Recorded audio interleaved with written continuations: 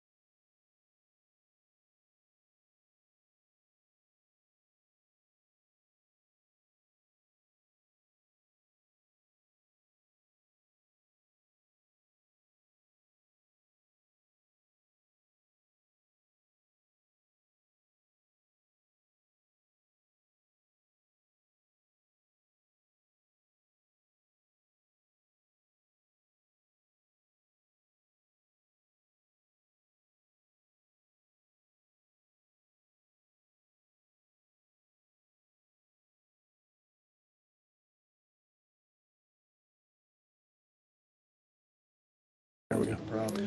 If I can have everybody's attention, my clock says 10 o'clock. We're going to call this meeting to order.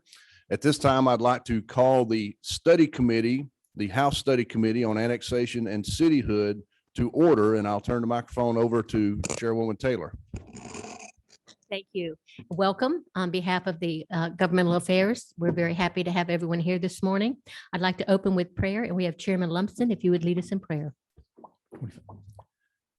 Our Heavenly Father, we thank you for this day. We thank you for your love and your goodness to us, for watching over us and caring for us. We thank you for the opportunity that you've given to us to be here today, and for the responsibility that you've placed on us to hear and listen and make good decisions. We just pray, Lord, that you would give us your wisdom, your guidance, and all that we see, say, and hear today. Ask that you would bless our time together, and we pray this in Jesus' name and for his sake. Amen. Thank you. Just a few ideas and thoughts as we are going through this meeting today. There has been much interest in the cityhood issue, and that is why our committee, the Governmental Affairs, has joined in with the special committee that is on cityhood and annexation. And we appreciate the opportunity to work on this issue together. Thank you very much, Mr. Chairman. One of the things I'd like to make sure everyone understands, this is a meeting about process and procedures. We will not be taking up any specific cityhood issues. Just as a matter of fact, there are currently 5 cityhood bills out there. They will be taken up each on their own merit, but we will not be discussing them today. You want to add anything? Thank you, Chairwoman Taylor. And on top of that, just to kind of catch anyone who hasn't been following or involved with our study committee up, this is the 4th of 5 meetings that are authorized for our study committee, looking at annexation and cityhood, primarily dealing with annexation dispute resolution. We've had 3 very informative, very productive meetings so far to gather information regarding the annexation issue. This one today is specifically geared towards cityhood matters. And as Chairwoman Taylor said, this is an informational meeting. So we appreciate everybody being involved and look forward to gathering some information that our Governmental Affairs Committee will need coming in the upcoming session. With that, I think we'll go straight into our agenda. And the first subject matter we're going to discuss is the cityhood creation process. And if we could call to the front, either to the podium or the table, either one, Mr. Darrell Moore, Executive Director of Center for Regional Impact for Valdosta State University. Mr. Moore. Thank you, Chairman, Madam Chair, and members of the Cityhood and Annexation Committee and Government Affairs Committee. Thank you for the opportunity to speak to you today on behalf of Valdosta State University Center for South Georgia Regional Impact. Give you a little bit of background. The center partners with local communities to identify opportunities and challenges that they might have, and then come back to campus and find faculty, staff, and students that can work with those communities to address those challenges. To date, we've worked on over 130 projects in less than 3 years, including the 2020 census, economic development, wage and benefit surveys, websites, retention programs, feasibility studies, grants, marketing plans, and financial impact analysis. While our primary focus is on South Georgia, the center and the university serve the entire state. Valdosta State University is a regional comprehensive university within the University System of Georgia. We have 7 colleges with 5 associate programs, 58 bachelor programs, 42 master programs, and 7 doctoral programs. A little bit background on me is I've spent my entire career in economic development and started working with the Center for Regional Impact in 2018. For today's meeting, we were asked to discuss the process used by the center for conducting a feasibility study. The process, basically, we would evaluate the issue and put together a team of specialists that could define the scope of work. We would research existing studies for similar projects, determine best practices for the research and the report based on the request and the scope of work, evaluate public and private data for context, and then try to secure publicly available data that could be sourced and verified. We would develop detailed projections for every aspect of the feasibility study based on the scope of work and compile the data and supporting documents for the final report. Another question, as far as what would make a city fiscally feasible or not, the study is intended to estimate the fiscal feasibility only. What would it cost for the city to provide services? And what are the conservative available projected revenues? And basically, if the available revenue exceeds the projected cost of providing the services, the city would be deemed fiscally feasible. We appreciate the opportunity to work on the report, and we hope that it assists with the public consideration, but basically the final decision would be for the legislature, local leaders, and the general public. Mr. and Mrs. Chair, again, I would like to thank you and the members of the committee for the opportunity to speak at this hearing. The Center for South Georgia Regional Impact is honored to serve the citizens of the state of Georgia, and I'll be happy to answer any questions that you might have. Okay, with that, on the part of either the study committee or the governmental affairs committee, any questions at this point for Mr. Moore? Representative Burnell. Thank you. How far out do you look? You were saying that you look to see if they have enough money. Do you look like 5 years into the future to see? Because I've seen like some people, once the cities come, are developed, then other expenses come that they didn't, plan for. So how far out do you look at their feasibility to maintain the cityhood? We would look at a 1-year projection for revenues and expenditures. We weren't engaged to look at startup cost or any other cost. That's something that we have the ability to do, but that just wasn't part of the report. Okay, all right, thank you. Okay, Chairwoman Oliver. Could you please tell me how you incorporate an analysis of public debt into a cityhood? And specifically, one of the issues is pension legacy that we have not resolved, in my awareness, on the cityhoods we've created.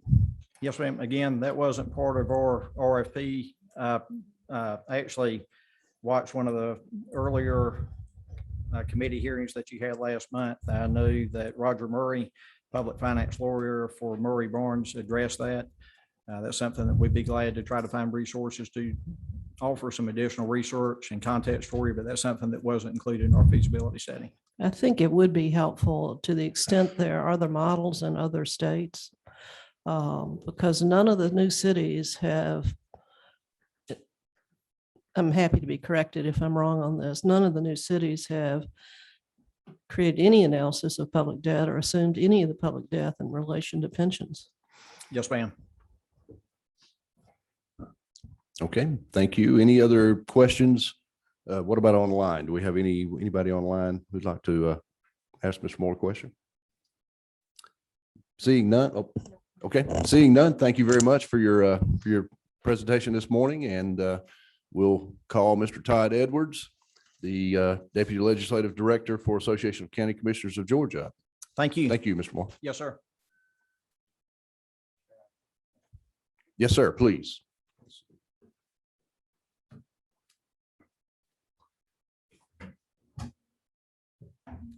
Just make sure we got Mike there, Todd. Yeah, we're good. Thank you. Thank you again, Mr. Chairman, Madam Chairman, members of the committee and subcommittee. I'm Todd Edwards. I'm the Deputy Legislative Director with the Association of County Commissioners of Georgia. I would be just a little more lengthy than the previous speaker, but I think it's good information to know. I'll start off by stating that ACCG does not take a position on any currently or past or future proposed cities in the state of Georgia, whether they be incorporated out of unincorporated areas or within an existing city. Our focus, and as was stated at the beginning, is on the process that we believe could be improved. We feel the current process for creating new cities can and should significantly be improved upon. Almost every year, members of this committee, members of the General Assembly, get pulled in the midst of what has turned out to often be a controversial turf battle. This is entailed in past cases, setting boundaries and resetting them, based on the whims of city proponents and existing cities wishing to annex property prior to the new city formation. There have been concerns by counties. We've gone over those before with the impacts on the budgets, service delivery. I know that'll be talked about later. Land use plans will be impacted.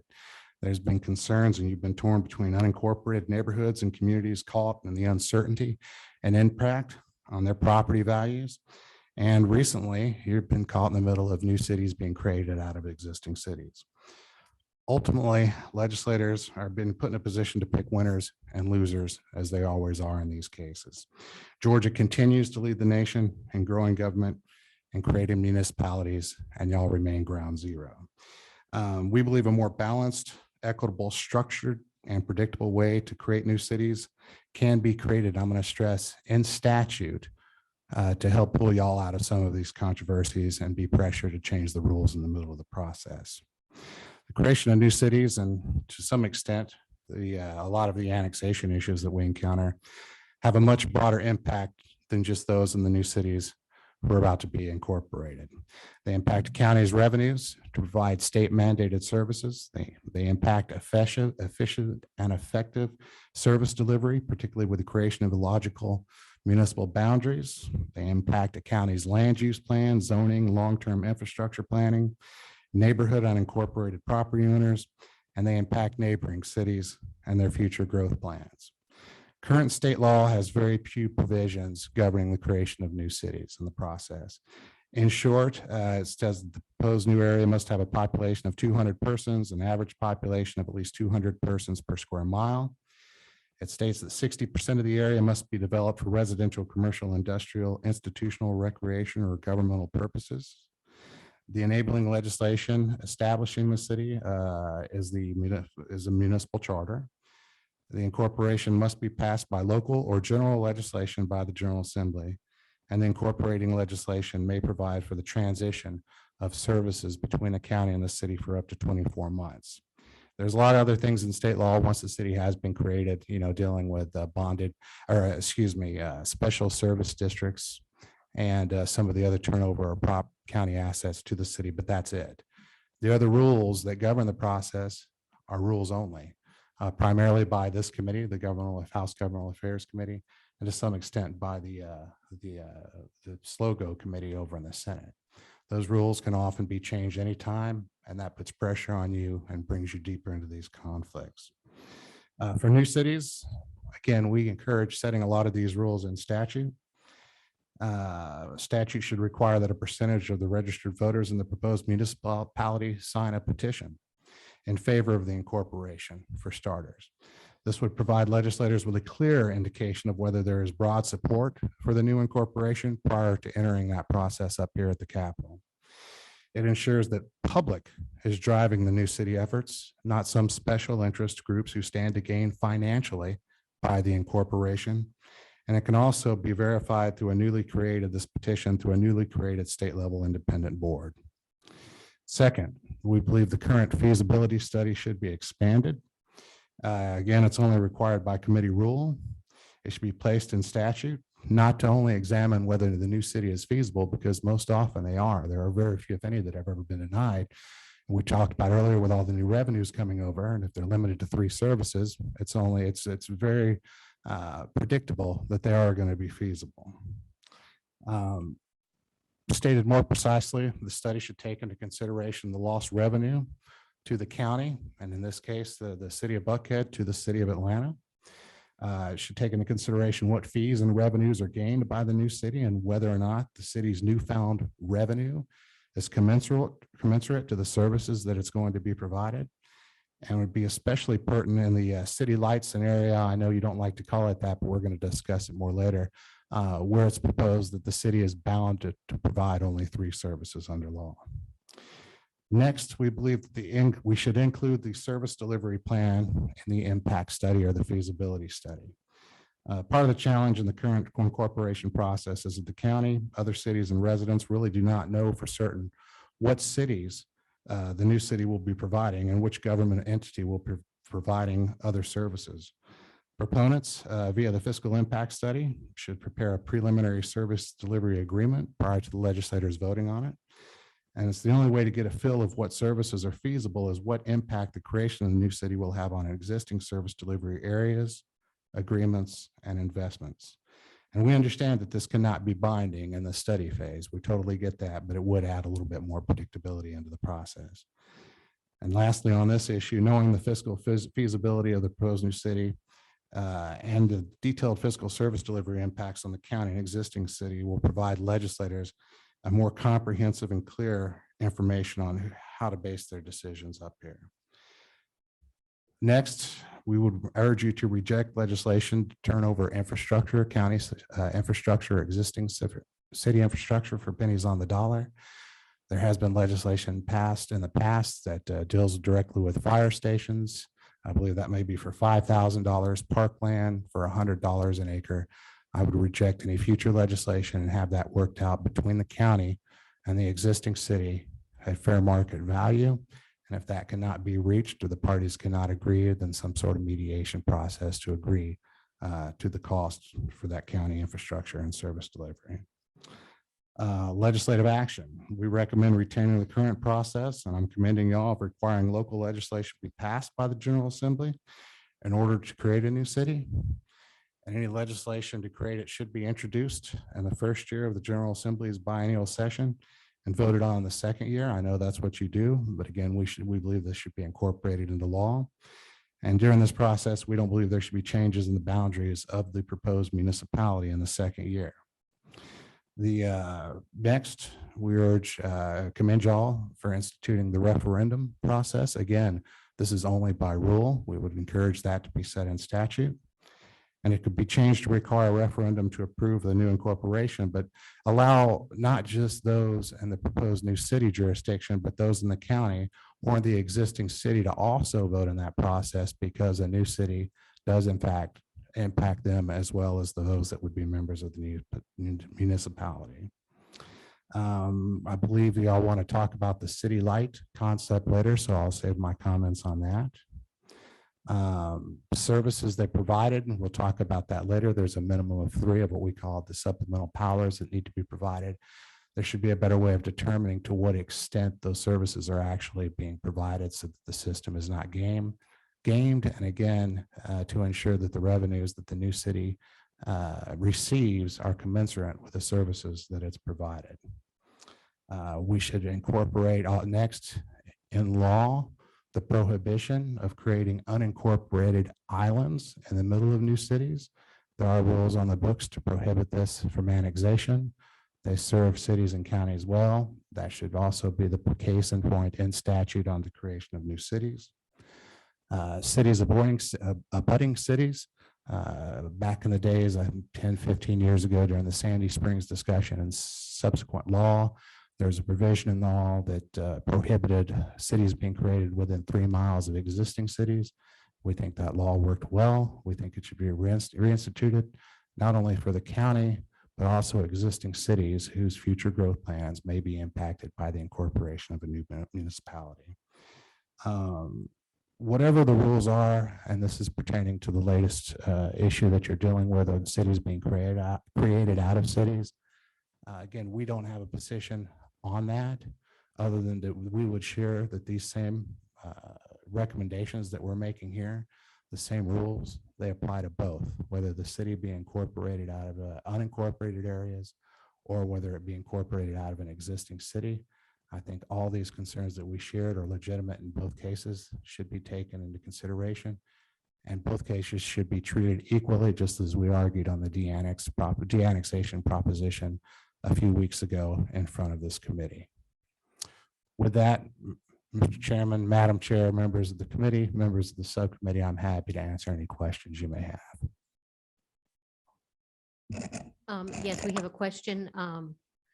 Chairman Blackman on Zoom. Yes, thank you, Madam Chair. Mr. Edwards, thank you for your presentation.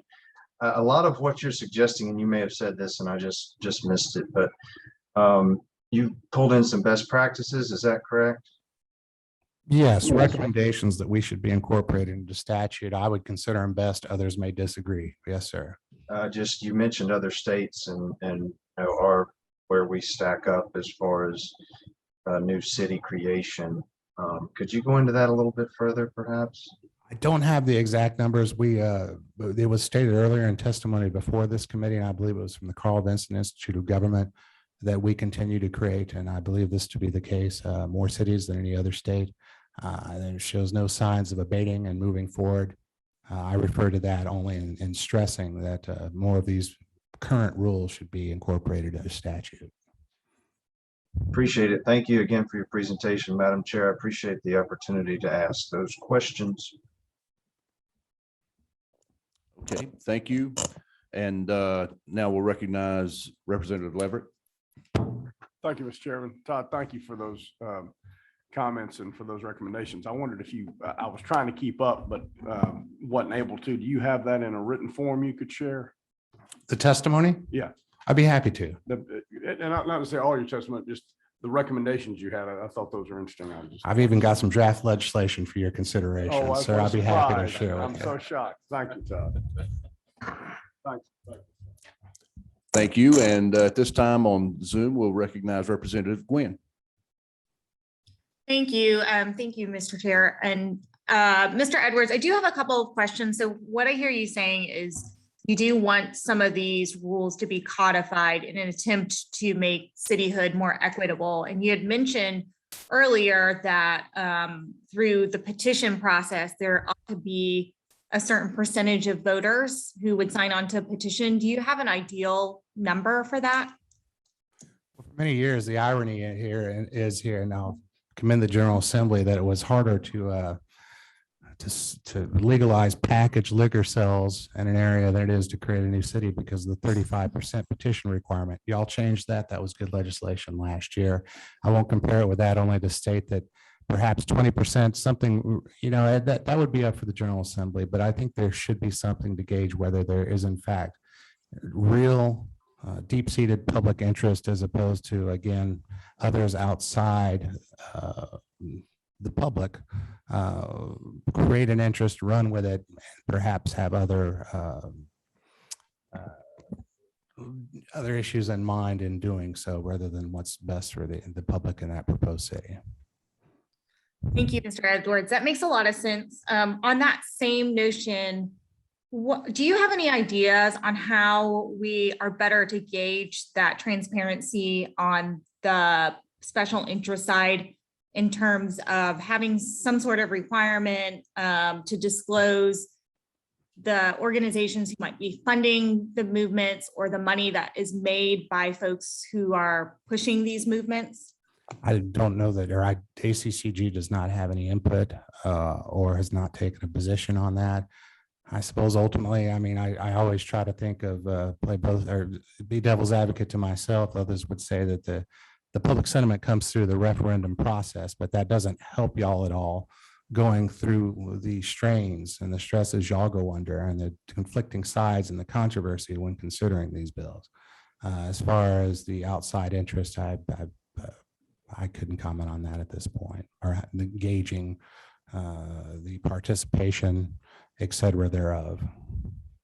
And then I have one final question. Does ACCG have a position on just the rule that a member who doesn't actually represent the area impacted being able to introduce and carry legislation for an area that they don't actually represent? We have a policy position urging the General Assembly only to allow this legislation to be introduced from a legislator from the impacted district. Yes, we do. Thank you so much. You're welcome. Thank you, Representative. And at this time, again via Zoom, I'd like to recognize Representative Shannon. Thank you. You mentioned that Georgia is leading in the country when it comes to creating municipal governments. Can you talk more about that, how Georgia compares to other states? I don't have those numbers. I believe that was asked by Representative Shaw Blackman. It was stated that that was indeed the case in earlier testimony by the Carl Vinson Institute of Government. I will try to follow up and get those numbers, but that was stated that when asked that we do in fact lead compared to other states and the rush to create additional government in the state of Georgia. Thank you. Thank you, Todd, very much for your Yes, sir. information. Thank you all. Any additional comments? I'm sorry. My comment is I shall yield to Madam Chair if in fact she has a, yes, ma'am. Hi, how are you? Hello. Yes. We're talking about the number of cities statewide. Doesn't Georgia, aren't we one or two in the number of counties already? We are indeed. Okay, thank you. Okay, any other questions, comments? All right, thank you, Todd. And number two. Next, we will recognize Mr. Tom Gale, Director of Government Relations for Georgia Municipal Association. And I got to say, these two guys have been kind of tandeming each other. It's almost been a point counterpoint, this whole study committee, but their input has been invaluable. And we really appreciate both you guys and the organizations you represent. Tom? Thank you, Mr. Chairman, Madam Chair, members of the committee. Again, I'm Tom Gale, the Director of Governmental Relations for the Georgia Municipal Association, representing 537 cities as of this present time. Happy to be here. It does seem like a point counterpoint. ACCG has brought concerns like this in the past, but I would say that fundamentally, the creation of cities is a political process. You all, as members of the General Assembly, set parameters for what that process is going to look like. You all are in charge of that process. Many of the complaints that ACCG had are complaints that I would argue England probably had when the colonies, the 13 colonies, were interested in creating a more responsive government. Sure, there's going to be some disruptions, but that's the crux of this. It's people who want a more responsive government than a county government. And I think many of the specifics that Mr. Edwards mentioned in his recommendations are addressed explicitly. I actually have a copy of the House Governmental Affairs Committee rules. The Senate has very similar rules. They're addressed, and you all are following those rules as you work through these political cityhood proposals. I think that that there are some valid questions, particularly as it relates to costs of proposed new cities to impacted governments. I think Representative Oliver and I have a history of discussing what I think is a valid concern about stranded pension costs when counties don't fire county employees who served areas that no longer are paying for their pension obligations. The county still has those pension obligations to address. So I think that those are some legitimate discussions to have. Also, I think that, and I mentioned this at the last meeting, I believe, or one of the previous meetings. GMA is opposed to the creation of a new city using parts of an existing city. If you are going to do something like that, again, it's a political process. In the wisdom of the General Assembly, you brought the General Assembly brought the Eagles Landing proposal to voters. But there was a huge flaw in that study and a huge flaw in the proposal, that it did not take into account all of the debt. And what that caused was S&P Global, Moody's, and other credit rating agencies looking at those proposals as a threat to the institutional framework score for all municipalities across the state. What does that mean? It means that municipal debt would be credit negative if something like this were to actually happen in Georgia. So with that, I'll be glad to try to address any questions if the committee has any. Okay, we have, who we got now? Chairwoman Oliver. We keep discussing the issue of pension, but as the Georgia Municipal Association asserted a legal opinion that pension legacy is an obligation of new cities. I don't think we've established a legal opinion, but I'm sure you recall, you introduced legislation probably 10 years ago or something. And I think we came to an agreement with you on that legislation as it relates just to the pension obligations. I think one of the inherent issues in this is when the county governments have employees who are serving areas that become municipalized, the county doesn't downsize, right? They just continue they shift those employees to other areas of the county, still have the pension obligations, but no longer are those incorporated citizens paying for that, that pension obligation. But to a certain extent, the county, by not downsizing, is keeping those pension obligations alive and well.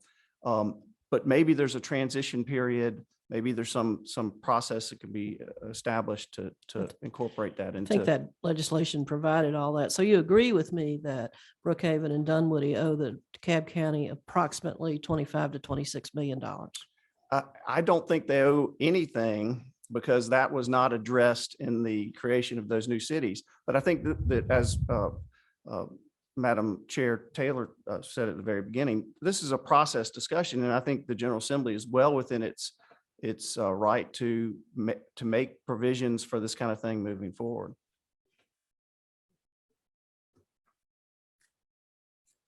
Thank you.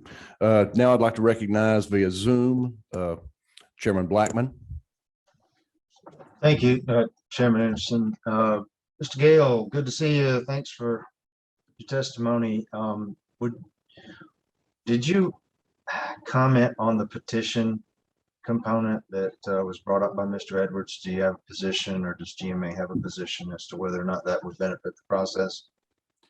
So again, the petition, it's interesting. ACCG, again, about 10, 12 years ago, brought legislation that mirrored that 35% threshold that was in law until this past legislative session, as it relates to liquor package sales. That legislation didn't move through the legislative process into law. But again, this is a political process. To require a petition, there may be some benefit in it, but I think it's going to be a benefit to you all as members of the General Assembly in trying to gauge the support. But again, if you've got a strong, ardent group of supporters, you may have a petition that comes from certain neighborhoods and not so much from others. Maybe that's then what the new proposed boundaries of cities look like. You all can set some of these parameters. It may give you a better sense of where the fervor comes for to develop these or create these new cities in your areas. But I think ACCG's primary goal then, and perhaps now, is to create another obstacle to the creation of new cities that doesn't currently exist. Thank you, Mr. Chairman. Thank you, Tom. Thank you, Chairman. Okay, at this time, we'll recognize via Zoom Representative Nguyen. Thank you, Mr. Chair. Tom, thanks for your remarks. I did have a question and was hoping you would share with us a little bit more about the credit ratings and the bonds and how that would impact our state as a whole, as well as our current position as being a state that has been strong for businesses. Yeah, when Eagles Landing was proposed, it would have allowed the citizens of the area of Eagles Landing that were in the city of Stockbridge, allow them to walk away from all of the debt that was incurred prior to the potential of Eagles Landing becoming a city. When that occurred, the Georgia Municipal Association had a series of meetings. We formed a task force and we looked at this. We heard from S&P Global analysts, Moody's analysts, bond experts from Georgia State and in the private sector. And the general consensus was that if you don't account for the debt, you potentially jeopardize the institutional framework score for municipalities all over the state.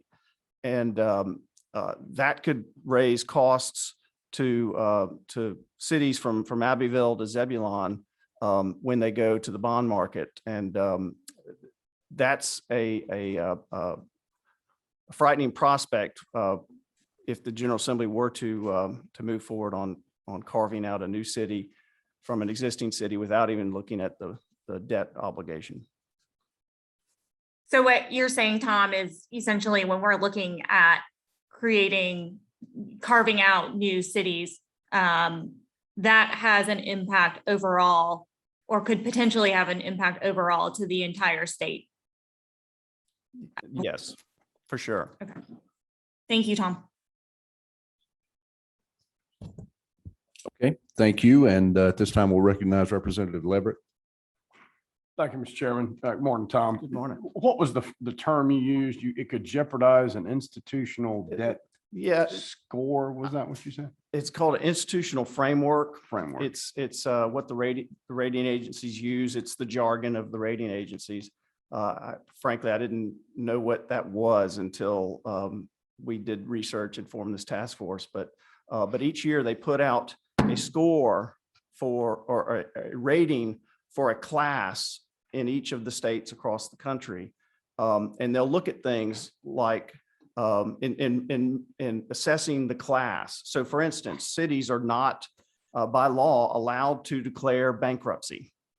And the credit rating agencies, so we can't go into default and declare bankruptcy like some cities in other states. So the credit rating agencies say that's credit positive for municipal ratings in the state of Georgia. But the S&P Global and Moody's and other rating agencies put out an issuer advisory. I can't remember exactly the terminology when the proposed Eagles Landing was headed towards the polls, that said that if this happens, if this happens one time in Georgia, this could potentially cause the credit scores, the institutional framework scores for all the municipal class to go negative. So in other words, there's a institutional framework score for a type of entity within the Yes. state. So there's a municipal score That's that right. affects every municipality in the state and their ability to borrow. Right, and the analysis basically said if the General Assembly is willing to do this once, it's indicative. It indicates that the General Assembly could do it often. Again, or more often to some other cities, and Right. therefore that impacted the score for municipalities as a category or in general. That's right. Thank you. Okay, at this point, I'll recognize Representative Roberts. Thank you. Tom, does GMA have a position on whether or not a legislature in the area proposed for a new city, if somebody outside of that area should be able to propose cityhood? We don't have anything specifically in writing about that. We don't, but I think it makes sense to have that requirement. I think how the House rules has, and I've got them in my hand, but the House rules, I think, says that it has to be a part of the delegation. I think it's unless waived by the chair. Yes, I do have it. Says it has to be sponsored by at least one member of the House or Senate whose district contains all or part of the area to be incorporated, or the county in which the municipality will be located. So that's the current way you all are handling it. But as I said at the very beginning, the creation of new cities is a political process. Okay, thank you. And any other questions, comments on the part of either committee or online? Seeing none. Thank you, Tom, very much for your information. Thank you. And at this moment, I will turn the microphone over. The chair will recognize Chairwoman Taylor. Thank you very much. We're very honored this morning to have the next issue going to be addressed by our Deputy Legislative Counsel, Stuart Morelli, and he's going to talk about the dissolution process.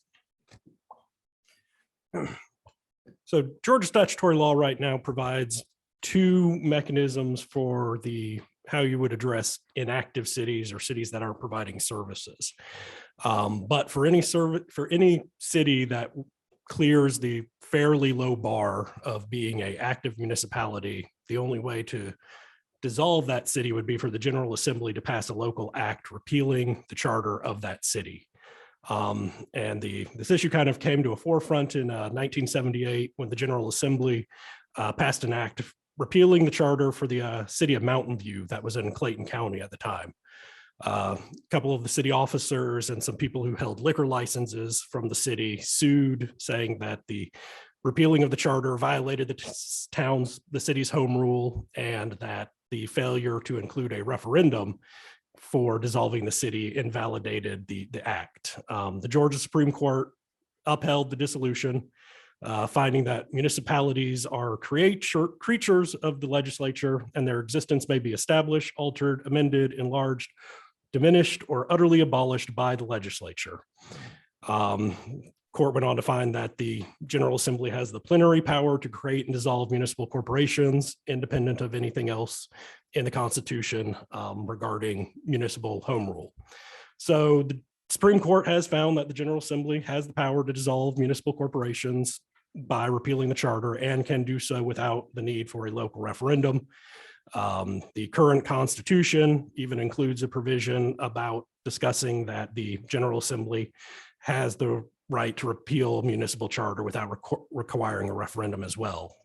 So that being said, my research indicates that the General Assembly really has not exercised this power much over the past 40 plus years.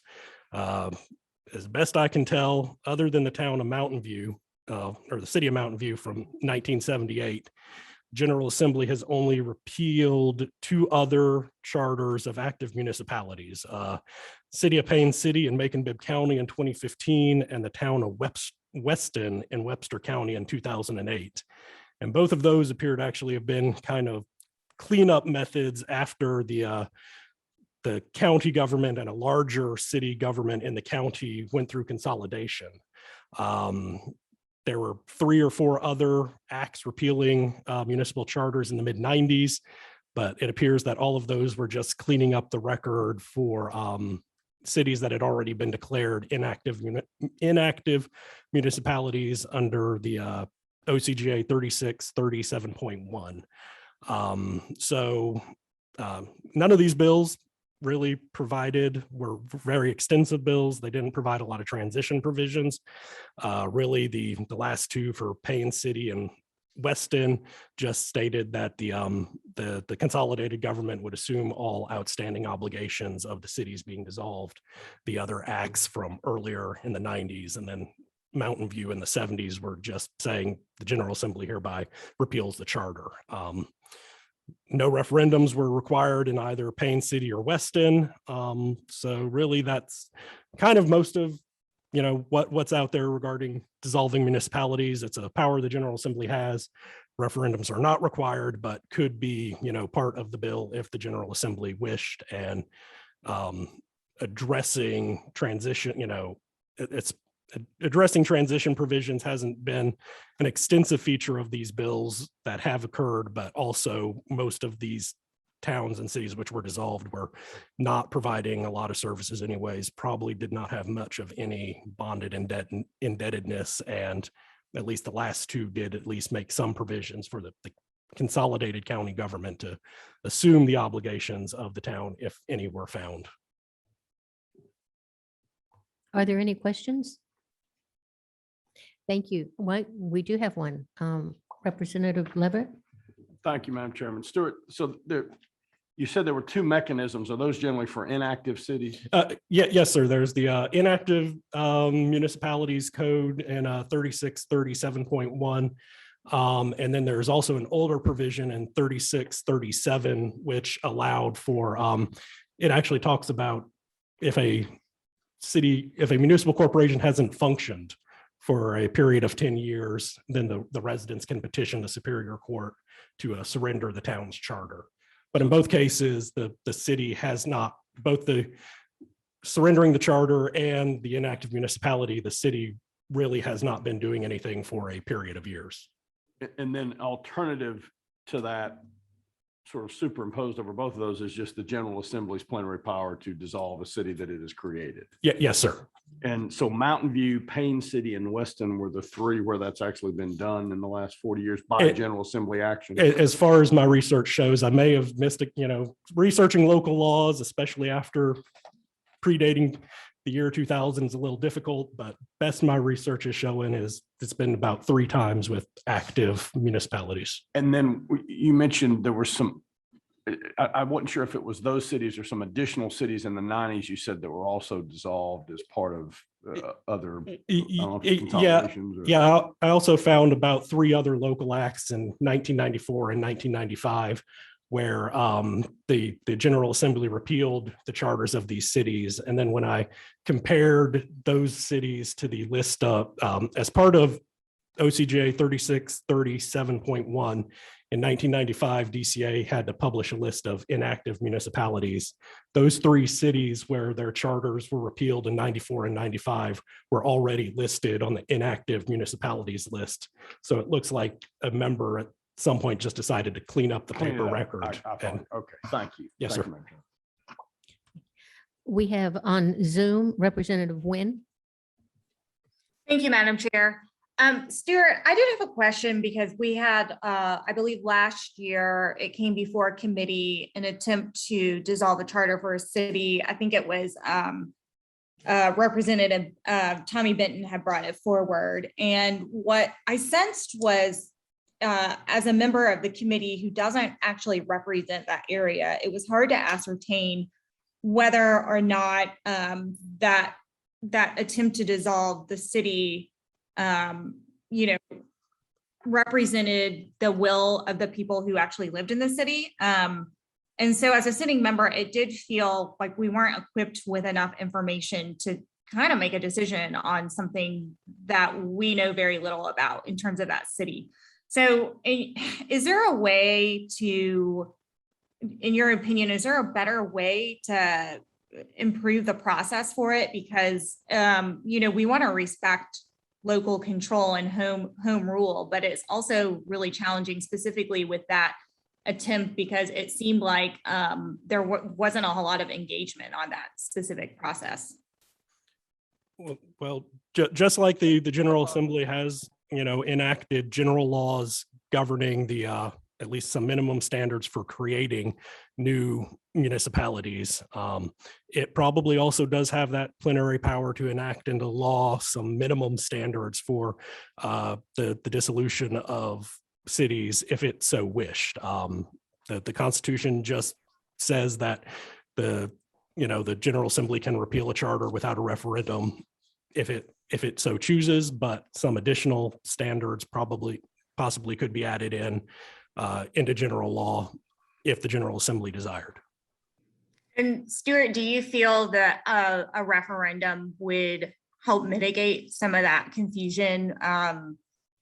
Given that the members of the committee, we're the ones who ultimately make the vote on it. It seems like a pretty big responsibility without knowing where the folks who live in that area feel about it.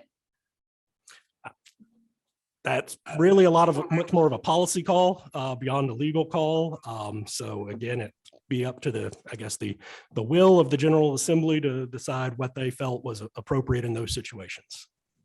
Thanks, Stuart. I'd just like to add to that particular bill you were discussing.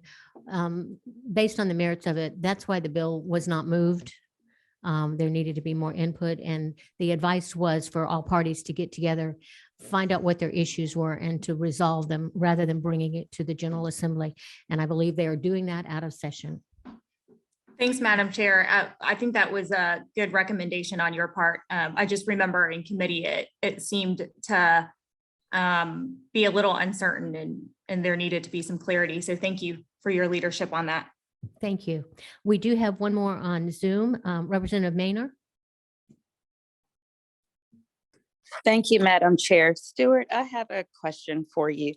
Can you explain what you meant by there's a relatively low bar for a city to be considered an active city? Sure. Under OCGA 3637.1, there's a test to determine whether a city qualifies as an inactive municipality. And the test is that the city has to provide at least 3 of a list of services. But it also, that subsection does also state that those services can be the city is providing those services through a contract. So the city doesn't actually have to be providing the services directly. They can just contract with the county or a neighboring city to provide those services.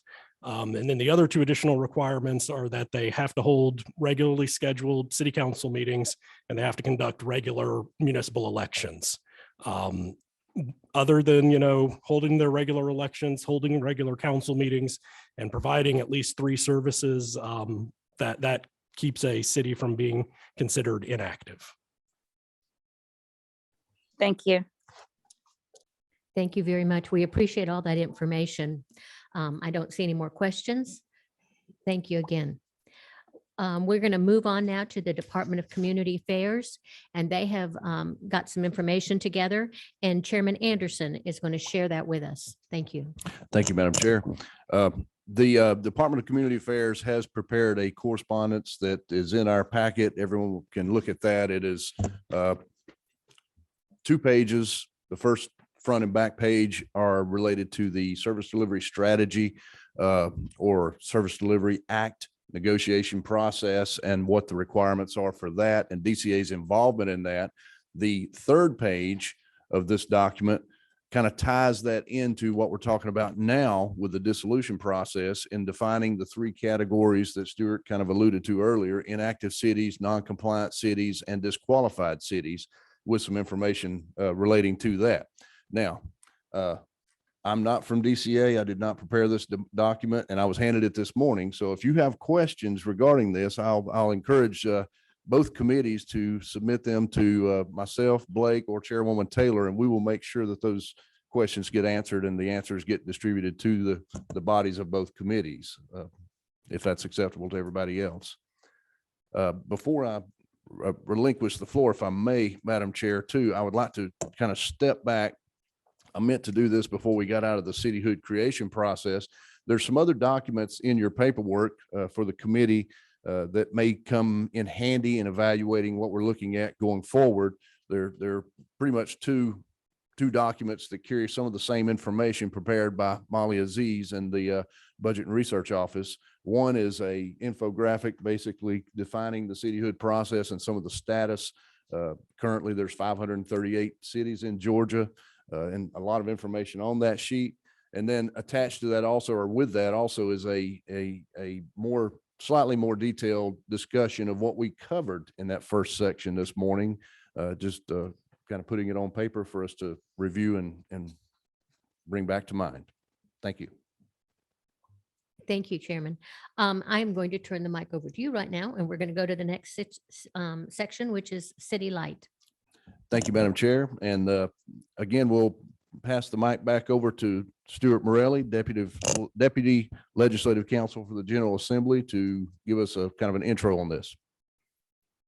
Sure. So I've been asked to give kind of a bit of a brief overview of the concept of a city light. And kind of what I wanted to point out was that under Georgia law, there really isn't a category of municipality or city that's called a city light. The Constitution only recognizes 2 forms of general local government, counties and municipalities. And municipalities can go by a variety of names. Most of them are called cities. You've got some towns, and I think there are even a handful of villages still officially out there. But once that entity gets a corporate charter, once that municipality gets a corporate charter, they all have pretty much an equal array of powers under Georgia Constitution and law. So the littlest village up to the city of Atlanta all have a equal kind of broad base of power. I'd also like to point out that the Constitution only really recognizes that local taxes can be collected by counties, municipalities, local boards of education, and to a very limited capacity, community improvement districts. So any local entity that's going to get taxing powers really has to be a county, a municipality, a local school board, or a community improvement district. For cities and counties, the Constitution has a list of powers called the Supplemental Powers. And the Constitution provides that every county and city shall have this certain list of 14 powers to provide these services within their jurisdiction. And these are powers conferred upon to any city or county from the Constitution.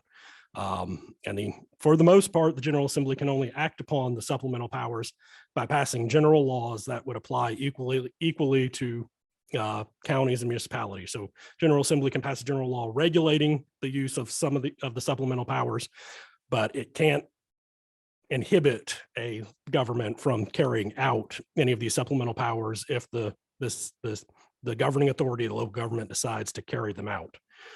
So a municipal charter, which would have a provision that purported to only limit a city to certain supplemental powers, that provision would probably be invalid because it would run against the constitutional prohibition on limiting the supplemental powers of municipalities.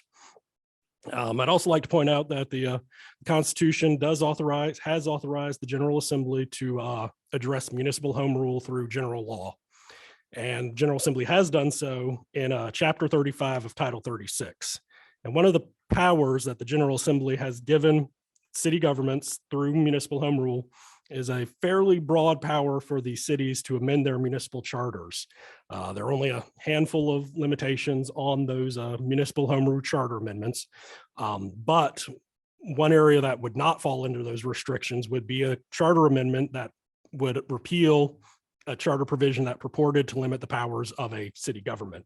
So even if a municipal charter were enacted that purported to limit a city to providing only 3 services, that city's council, using their home rule powers, could pull that provision out of the charter anytime they wished.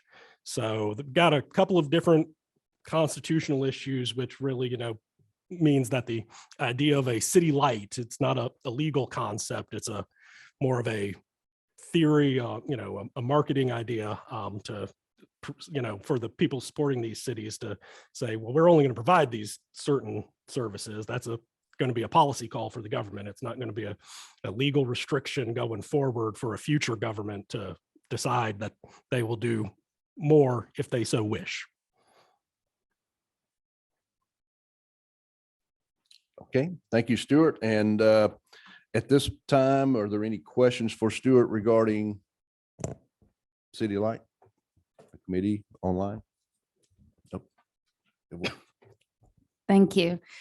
Can you just repeat that again? So it is a requirement for the Georgia Constitution says that there has to be 3 services, but somewhere within the city's charter, they can opt to not do it? Well, state law, the state code says that as a municipality to remain from falling under the inactive city status has to provide at least 3 services. The Constitution also provides a list of 14 different powers that all cities and counties have. So constitutionally, a city has these 14 powers plus any other power that has been given to all cities under general law. But to maintain their status as an active municipality, they're going to have to provide at least 3 of those services. I hope that answered your question. Don't know if I did or not. So are you saying that within those 14 powers, they can make a decision not to have the 3 well, I mean, services? Any governing authority can opt to provide those supplemental powers as it sees fit, either directly or contracting, with another governmental institution.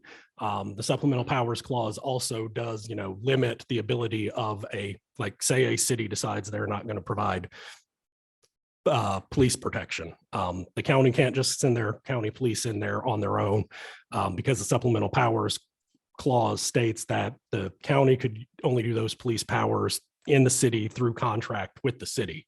So Constitution sets out these 14 supplemental powers. And then statutory law says that a city really should be actively providing at least 3 of these services so that it can continue to have its status as being an active municipality. If the city's not providing any of those services, it's going to run the risk of having their citizens come in and petition the Superior Court to repeal the charter, or for someone to say, well, this is really an inactive city, let's do away with it. But the decision on what services to provide, in what manner, and at what level is a policy call for the local governing authority. Okay, thank you, Representative Boehner. And now we'll recognize Representative Leverett. Thank you, Mr. Chairman. All right, Stuart, I've gotten myself wrapped around the axle here. Let me see if I can understand this again. There are 14 powers that the Georgia Constitution confers upon cities that they can exercise pursuant to their home rule powers. It's technically in addition to their home rule powers. That's how the Constitution phrases it. These are in addition to, the powers are in addition to and supplementary of powers conferred otherwhere in Georgia constitutional or statutory law. Okay, so that provision of the Constitution then just confirms that cities have the authority to exercise those particular powers in addition to whatever they're granted by general law. Correct. And it also limits the ability of the General Assembly to address these matters to being that the General Assembly can only address these matters through general law. We not by can't local pass. law. Correct. Yes, sir. All right, then there's also a requirement that in order to remain an active city, you have to be, in addition to having meetings and elections, you have to be providing at least three services that are enumerated in the statute. The list of, for the most part, yes, the list of supplemental powers and the list of powers or services you do as an active city don't line up exactly. There are a few that are not, for the most part, the powers that you would need to, the three services you're providing for the most part do tend to arise from the supplemental powers. There are also a handful which look like they don't. So they're not, they arise from general law. they're not completely identical, but there seems to be some similarity and There's correlation. There's a large degree of overlap. Yes, sir. Now, the concept of city light, my understanding is that flows from a charter or a local act that we passed creating a city that would limit the powers the city can exercise. I think there's been some discussion in the past of trying to do that, saying in the city charter, we're going to give you this charter, but you can only exercise these three powers and you can't exercise any more. And then there's some question as to whether that would be constitutional. Yes, sir, because Okay. that would be a local act that seemed to run contrary to the supplemental powers clause. And then you made a statement that I don't think I wrote down correctly.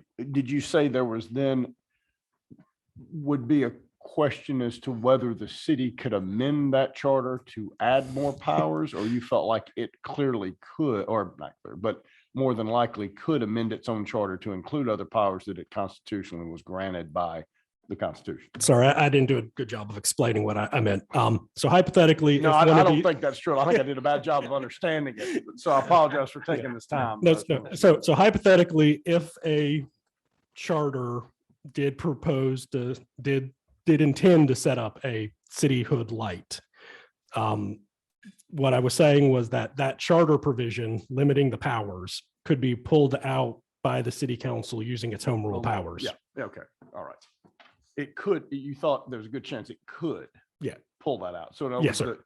even if you create a city light, the city would have a constitutional argument that it could amend that charter provision under home rule to confer itself additional powers besides the three set forth in the charter. Yes, to remove the limitation to, Okay. yes, sir. All right, thank you. Thank you, Mr. Chairman. Okay, thank you. And I'd also like to, I'm sorry, okay, that one, they backed out. Okay, thank you. Any other questions, comments on the part of the committee or online? Either committee. All right, seeing none, we'll move on to our next group. And at this time, I'd like to ask Todd Edwards and Tom Gale, if y'all would come up together to the table here. I believe we've got you listed on the same line item here to discuss this subject. Sure. Yeah.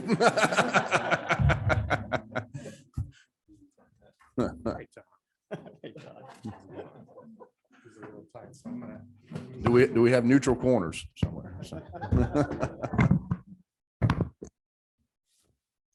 Again, thank you, gentlemen, for being here today, and we'll turn the microphone over to you.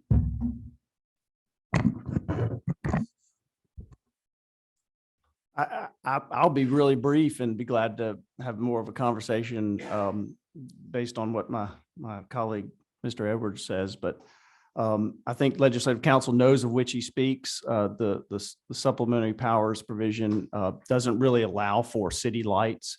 A number of cities were initially correct. A number of these new cities since Sandy Springs did include in their charters some provisions that arguably are in violation of the supplementary powers. Some of them have been amended. Some of them are still in the charters and can be amended at the will of the city council. They're essentially political constructs, not they're subject to constitutional infirmity.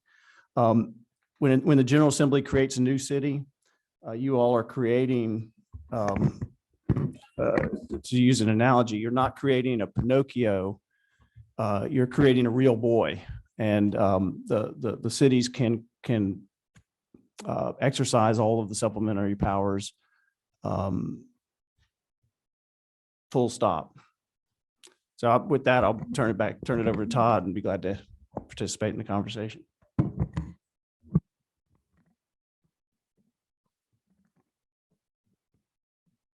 Thanks, Tom. Thank you, Mr. Chairman, Madam Chair, members of the committee and subcommittee.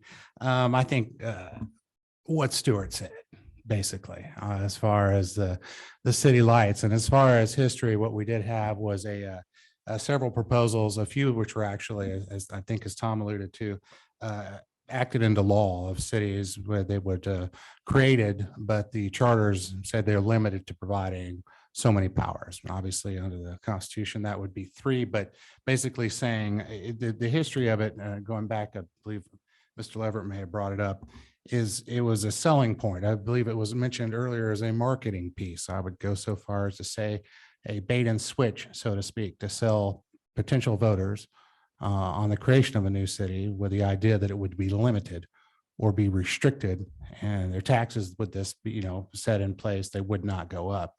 I could go into all the legalities. What I did provide, I believe Molly put it in your folders, was a legal statement back when Forsyth County was dealing with a proposed city within the county of Sharon Springs, and it was what we call a city light or whatever you'd like to have under it. And a legal opinion, again, this is just an opinion by Norman Fletcher to the then chairman of Forsyth County, explaining the arguments. Basically, once you've got these powers, they're in the Constitution, they can only be changed by general law applying to all cities, and this would apply to counties too under supplemental powers, but not specifically by local law, which was what it takes to create the charter, to create the city. And our argument would be that, we just quit proposing those because it's a farce. Only it's going to, to withstand. I guess anything's legal until it's challenged in court. And I believe going forward that and our attorneys believe it would have a very shaky ground to stand on. And we would just ask to reject that notion, not only the constitutionality, but we believe it's strongly misleading to those who ultimately get to vote for that proposed new city. Okay. Any additional comments before we open the floor for questions? Okay. Do any members of either committee or online have questions? Representative Maynard. I just want to know what your thoughts are as we're going through this process of thinking about creating new cities, and if people or institutions or localities only have to provide 3 services, and thinking about the current state of crime being at an all-time high in Georgia. So if we create a new city and the new city says, we don't want to use make our own law enforcement as one of the new proposed services. Has anybody thought about, or within the studies that have been completed, figured out what kind of new strain this puts on an already strained law enforcement? If now there's a new city, but they don't want to create their own law enforcement, so the old city has to now provide law enforcement to both entities. So I'm not quite sure I understand. I'm not quite sure I understand the question, except let me just say, give you a couple of examples. The city of Tucker in DeKalb County, it's a relatively new city. They've got police service. They don't have their own police department, but they've got police service. And the way that they've gotten it is through a contract with DeKalb County to provide patrols. The city of Tucker can decide to create their own police service. The difference between the police they got prior to the creation of Tucker and after the creation of the city of Tucker is that the city of Tucker can hold the DeKalb County Police Department to certain standards in that contract. And if they don't like it, or if DeKalb County is not providing the level of service, the robust service that the citizens of Tucker contracted for, they can sever that contract and create their own police department. So conversely, you go over to Representative Oliver's part of the district, to the city of Brookhaven, which I believe has a police department that arguably provides better service from a police perspective than DeKalb County did. DeKalb County, the general view of folks in the Brookhaven area prior to the creation of Brookhaven was that a lot of DeKalb County's police force was spending time in other parts of the county, particularly in the southern part of DeKalb County, rather than in Brookhaven. And the Brookhaven residents said, you know, we want to create a new city, and we don't want to contract with the county. We want to create our own police department for public safety. And I think that that's a real issue. And I appreciate you raising it, because the fact that you may not provide that service directly like Tucker, you can, through that contract with the county, hold DeKalb County accountable, or walk away from that contract and go ahead and create your own police department. I, like Tom, think that's a great question, and thank you for asking it. Frankly, we believe that creation of new cities, it's very concerning when they don't provide, well, the law says 3 services, but in some cases we feel they don't adequately provide those, because one of our main concerns is the creation of a new city, the amount of resources and finances, costs, fees, taxes that go to that city, regardless of whether or not they're providing enhanced services. Now, the law does say that the city has to provide 3 services, but there are no measures in there by which to declare or find out if they're actually providing the services. One of them being a library. Is it a bookmobile that makes its rounds by City Hall once a month? How do you measure that to know that these services are being provided? There should be minimum thresholds in law to determine these 3 minimum services. I wouldn't mind cities, being created to be full service cities. A lot of them have, some of them haven't. I mean, if that were the case, we wouldn't have any concerns with the amount of revenue that did or didn't switch hands between the city and county. Make sure that these services are actually be provided. There have been talks before in front of this committee about measuring that or some sort of determination. It's difficult. I understand that, and you can't necessarily tie their hands, but if it's one of the 3, at least have some way to gauge it. And then if it's an intergovernmental contract, to make sure it is an intergovernmental contract, or go so far as to say that one of those services can't be, whether it be say you would do garbage, and well, let's just say, let's provide a franchise area and have waste management, or one other private provider get in there. Is that really the city providing a service, or is it just an intergovernmental franchise authorizing private companies to do so? So we do believe that there is confusion. It's hard to measure. It could be cleaned up and should be considered as Georgia continues creating new cities in the state of Georgia. Mr. Chairman, if I could be the counterpoint. So first of all, libraries are not one of the services, the 3 minimum services that cities have to provide in order to remain active municipalities. They are a list, and I've got them in front of me. Stuart can also share them with you, I'm sure. But many of our smallest cities provide much more than 3 services. So I think you all need to keep that in mind. And the citizens of those cities, if they don't like the level of service or the way the service is administered, They have a way to fix that. It's through municipal elections. Today, as many of you probably know, is the last day to register to vote for municipal elections. If you're in a city, please register. I'm sure everyone here is registered to vote, for those who are watching online. But that is how you hold folks accountable to the services you're getting at the city level. As I mentioned with the city of Tucker, this is just an example on police services. Counties and cities, according to the Georgia Constitution, cannot provide services in another government's jurisdiction without an intergovernmental contract.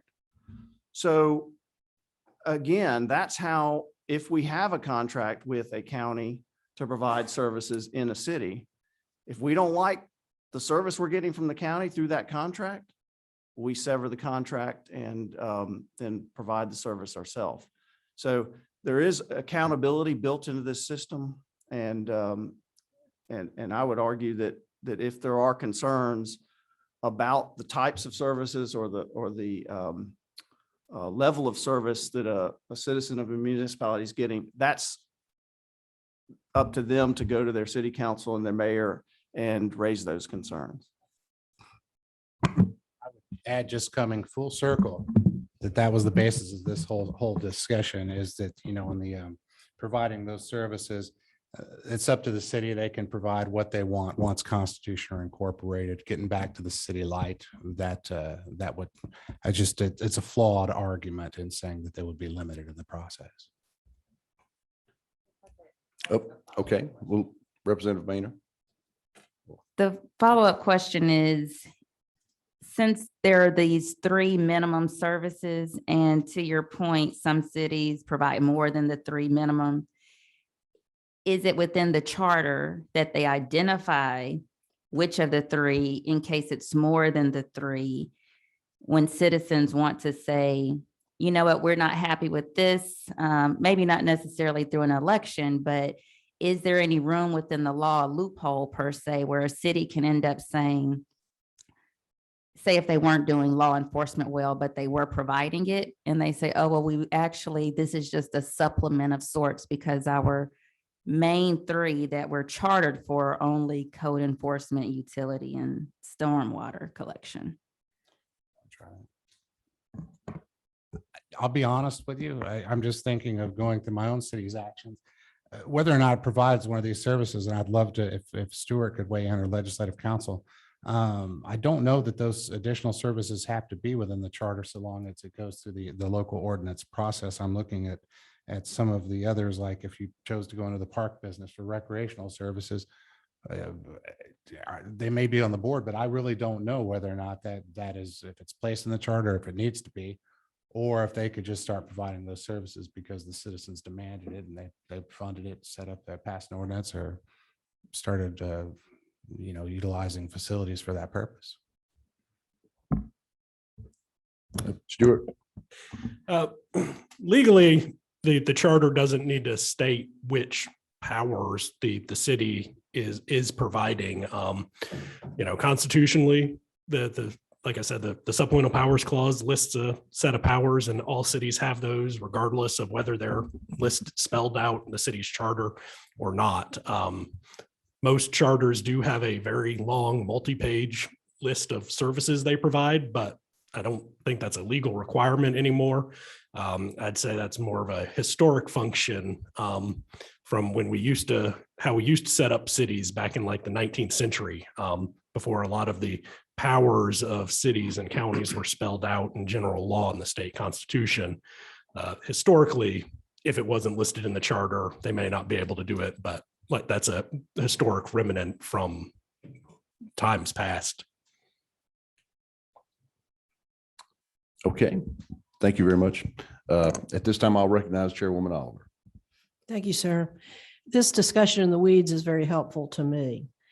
I am glancing through the memo from Department of Community Affairs about service delivery. Is there any statutory definition or authority or rules in relation to service delivery? There's no statute cited in the first 2 pages of this. I know my our director, Clint Mueller, is going to speak on service delivery here in a little bit. I would defer to him on that, if you don't mind, Madam. Is there a difference between service delivery agreement and contract to provide police service in the example of Tucker?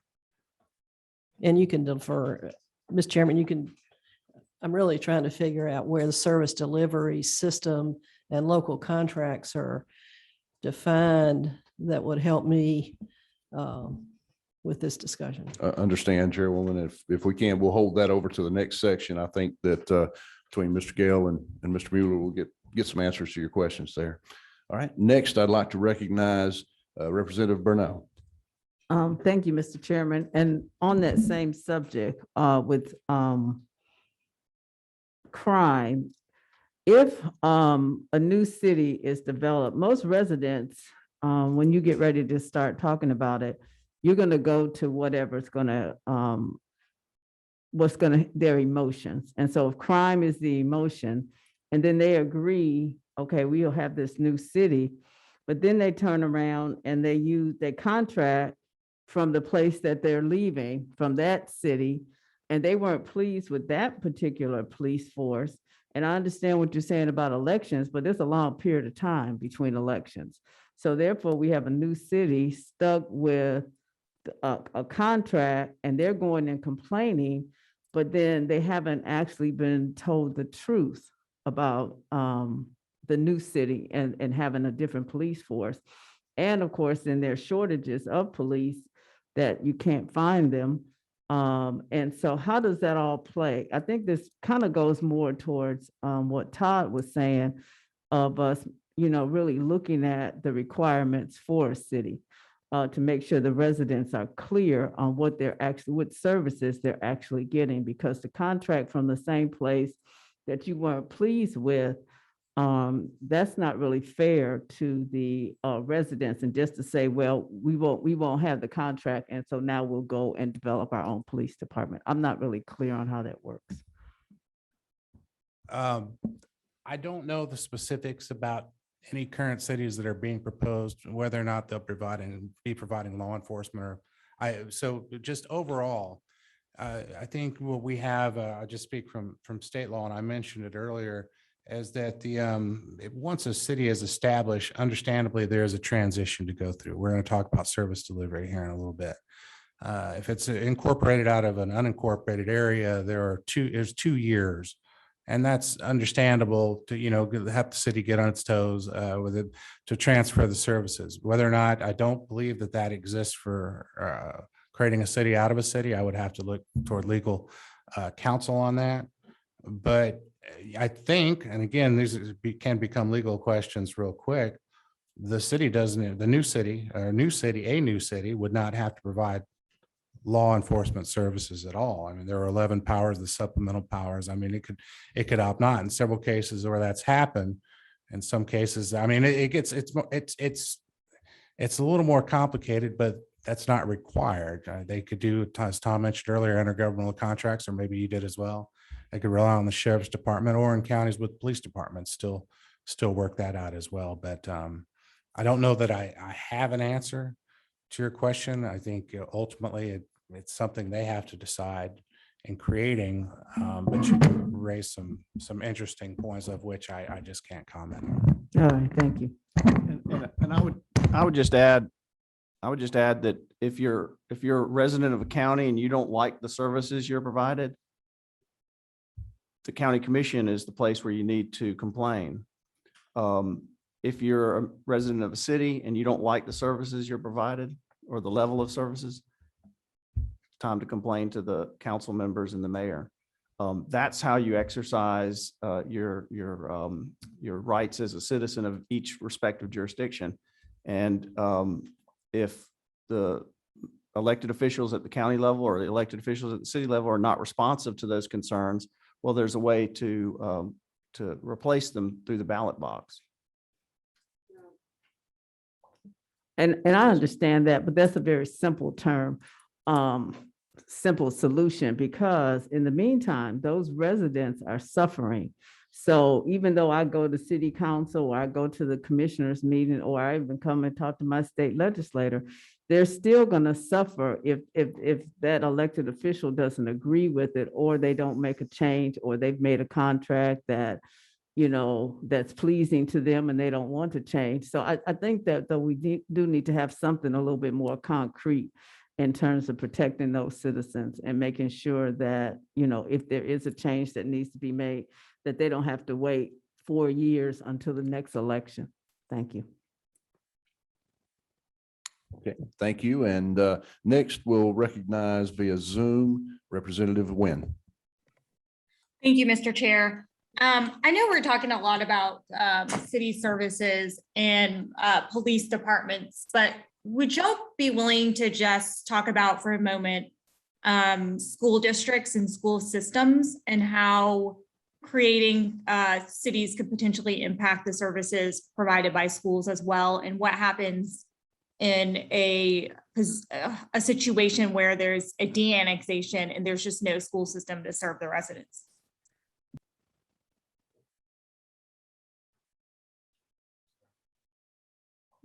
I don't think we have people from the education department here right now. That is something I think we can take up in the service delivery, if we can talk about education, although there are no officials from education here. That was not part of the program. I would concur. I don't have comments or would not. I would make a recommendation, Representative Nguyen. We, our last, the last study committee meeting we held, we did have some extensive discussion about the impact on education as far as annexation and that sort of thing. And a lot of the discussion would apply to the subject matter today. So I could recommend that that you possibly go back and review I believe it was the first portion of that meeting. We just discussed that. It'd be well worth your while, and possibly answer some of the questions. And then if you have further questions, you can please relay them to myself or the chairwoman or Blake or any of the people compiling that information. We'll be glad to get answers for you. Thank you, Mr. Chair. Thank you. Next, I'll recognize Representative Roberts. Thank you, Mr. Chairman. I'm sorry. I guess this might be a little bit more of a philosophical question, but coming from a state that has the second highest number of counties in the country. And Todd, you're saying your option is to go to the ballot box, but when we form a city, you can have contracts with the county that wasn't pleasing you. So it seems like we could have gone to the ballot box with the counties. And so then we moved to, okay, we're not happy with the counties. So we are leading the country in the number of cities in the country. And so now we're finding ourselves in a position of, rather than going to the ballot box, we're trying to de-annex from another city. I guess I'm wondering, at what point do we stop whittling down? Because people aren't just choosing to go to the ballot box. And so I don't know what's next, I guess is where I'm looking at it from that standpoint. Honestly, today, I don't recall making any comments about going to the ballot box. I'm sorry, I meant Tom, not Todd. Yes, Todd. ma'am. I'm sorry. That's I'm getting my T's mixed up. Tom, not Todd. I apologize. That's understandable.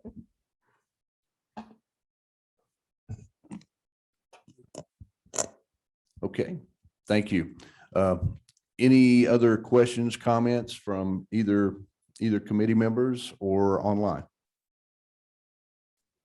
All right, seeing none, we will transition into our last subject matter for the day. And Tom, you can get whatever you need, but come right back, okay? I'd like to also ask Mr. Clint Mueller, Legislative Director for Association of County Commissioners of Georgia, if he would join Tom, if that's okay, Clint. You can separate your chairs a little more if you'd like, but and the reason we'll go ahead and jump to that portion on the agenda here is the first item is the Department of Community Affairs. We're discussing service delivery strategy. I know a few of the members of Governmental Affairs have been parts of have served in the past in local government, including myself, and this is a very contentious and interesting time when you are working with your partners and fellow elected officials in a county and cities to determine who is going to provide what service, where, and how it's going to be paid for. That's in a nutshell what the SDS is. So again, I'll refer back to the document that the Department of Community Affairs provided to us earlier, providing some information from their perspective on SDS and the service delivery agreement that is a result of the negotiations. So if you can review that on your own and have questions, refer those back to us. And with that, I'll turn the microphone over to Tom. Clint, okay, we'll let Clint go first. Thank you. You feel like you've done enough talking. Todd convinced me to come here today to speak to you all about service delivery. I appreciate the committee and the chairs, the chair of the subcommittee, as well as the chairwoman of the full committee, from hearing from both ACCG and GMA on this fairly complex topic, as you've already seen here today. When it gets into service delivery at the local level, there is a lot of cross providing between the private sector, the cities, and the counties. I think somebody, when you all were talking about City Light, it brought up the discussion we had years ago about, well, should Georgia have townships like some other states have? And I know the representative over here was talking about how many cities and counties we already have in Georgia, which we have a lot. If we add townships to the mix, that would even be more. But I guess that's the way some states handle it. Instead of a quote City Light, they've in a sense created this thing called a township.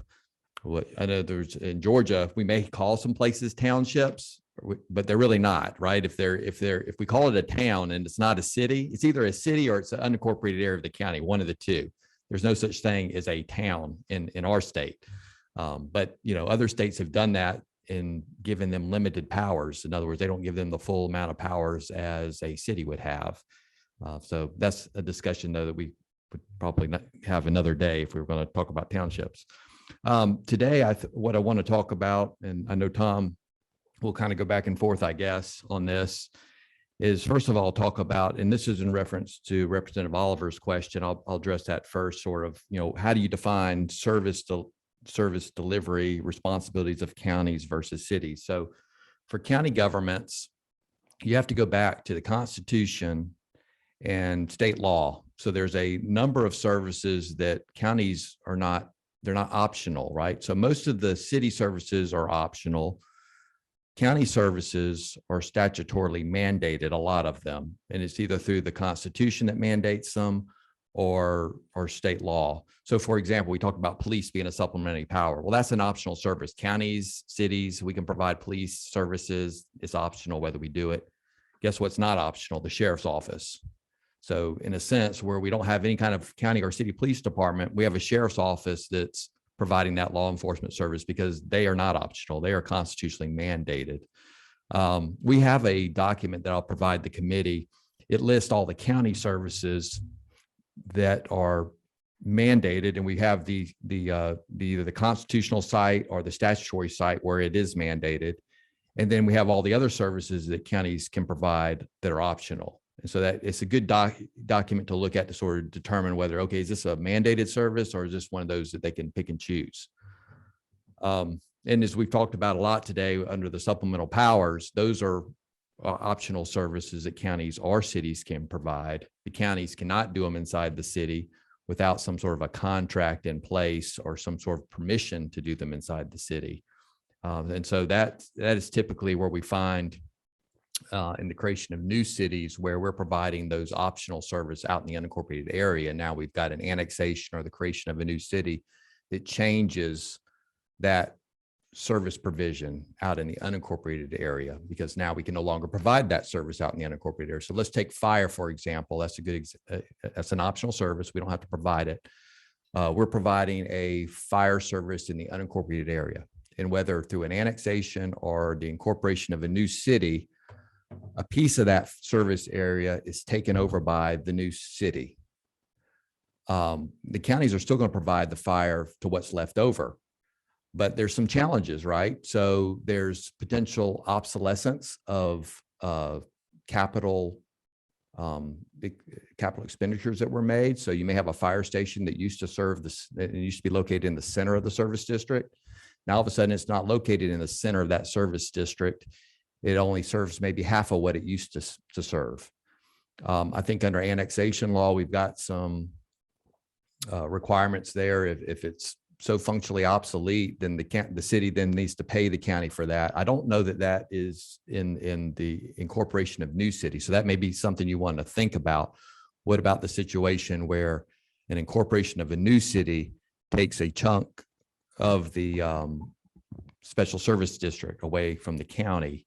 Should there be some sort of similar language which requires the city to pay for that basically obsolete capital investment? And then Representative Oliver, you've talked a lot about pension obligations, and we concur that needs to be looked at for sure. And in addition to pension obligations, what other debt obligations may there be? So going back to my example of the fire service district, let's say that the county built a fire station and issued bond debt to pay for that fire station, and they backed the bond debt with the property taxes that were collected in the special tax district, right?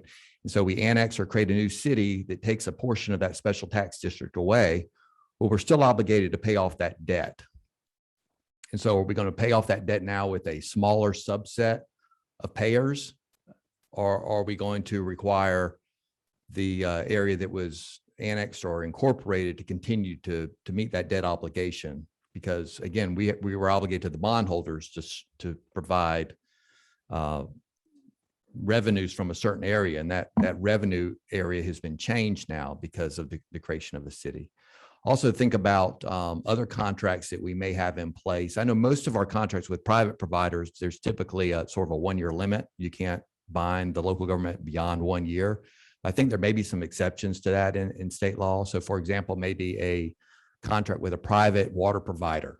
So the county is entered into a contract with the company that's providing water services or sewer services to a particular area of the unincorporated part of the county. All of a sudden, a new city or an annexation takes away a good chunk of that service area. Well, now we've kind of impaired the contract because we don't need them to provide the same amount of water as they used to provide in that area.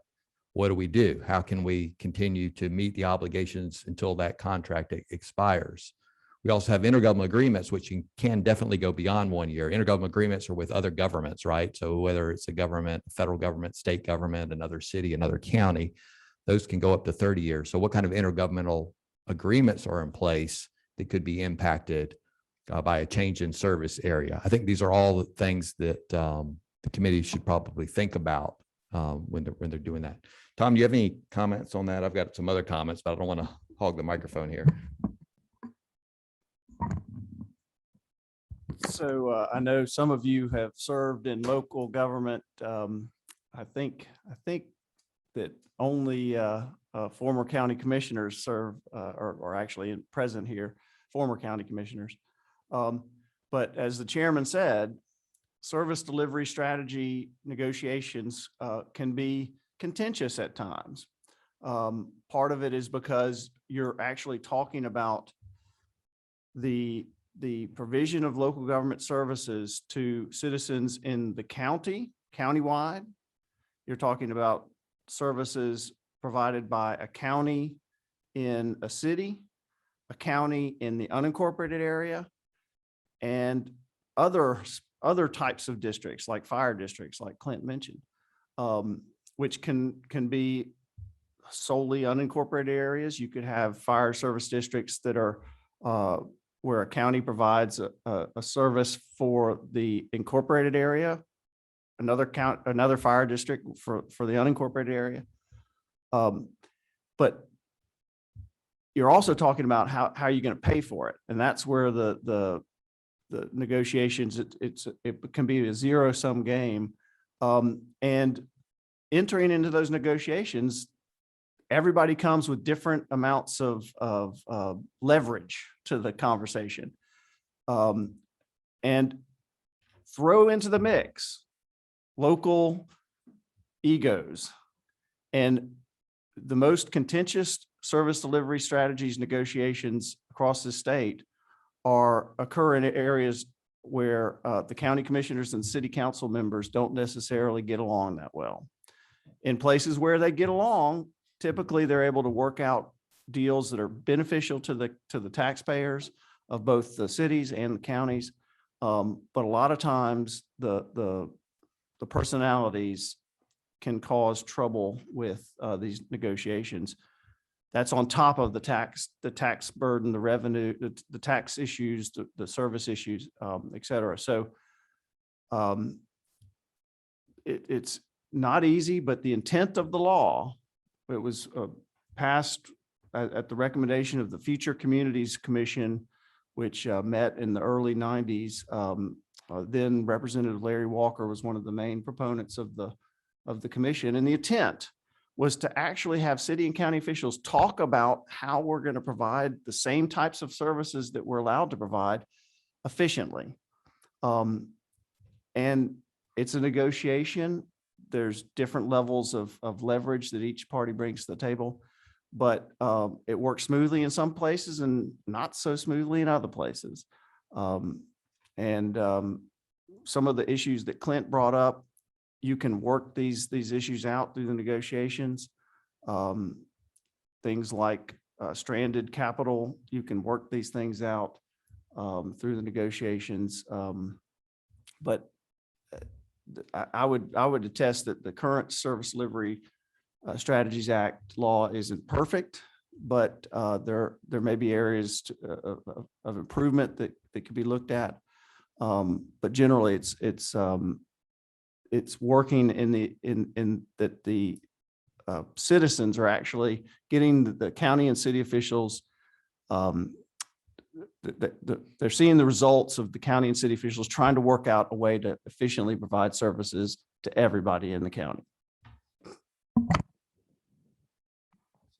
Specifically in regard to STS, we did have a joint task force with the Georgia Municipal Association back in 2019, where we attempted to look into both loss negotiations and STS negotiations and determine what additional guidance could be beneficial in state law to help counties and cities from fighting in those conflicts spilling into other areas of city and county relationships. That was the whole goal of the study committee is look, counties and cities lose if bad relationships are being developed because of these negotiations, and that spills over to other things like recruiting, economic development, and those kinds of things. And so we looked at a lot of things while we were meeting. We never did come to the General Assembly and present any of that. I think, COVID hit shortly after that. We kind of put everything on hold. I think we'd maybe like to come back eventually and talk specifically about some of those items that we looked at. One conversation we had was, should loss negotiations and STS negotiations be sort of combined into a single negotiation? Because there's several references in the 8 criteria under loss that require you to consider service delivery agreements. That was in the law prior to STS law being put into the law. And then so you rehash a lot of the same stuff. So Tom talked about tax equity, double taxation. Those issues get brought up in loss negotiations. They also get brought up in SDS negotiations. Sometimes the players are different, right? Because they don't happen simultaneously. SDS may have occurred 8 or 9 years ago, and maybe there was a different set of elected officials that negotiated that, and maybe they're not around anymore. It makes it more difficult for the continuity to bring forward all that stuff from one agreement to the next agreement. Also in SDS negotiations, we talk about things like, you've granted a service area to somebody, and until you change that agreement, that entity has that service area. And what if things change? So for example, this is a true story. I won't name the jurisdiction, but we had a situation where a county did not provide water and sewer services. One of the cities did. So they said, hey, city, you're the water and sewer provider, not just inside your city, but in the unincorporated area of the county, we're going to give you that service area too under the STS agreement. And they gave that to the city. Later on, an economic development prospect came to the community and said, I want to build this really big development out in the unincorporated area, but it's obviously going to have a significant demand on water and sewer services. The city that was granted that territory under SDS was not able to get their permit expanded to be able to serve it. So they tried. They wanted to serve it, and they tried. They went and couldn't get EPD to expand their permit for other reasons. And so then the county turned to another nearby city that was not located in the county. It was in a neighboring county, and said, can you serve it under your permit capacity? And that city said, sure, we can serve it. We'll serve it for you.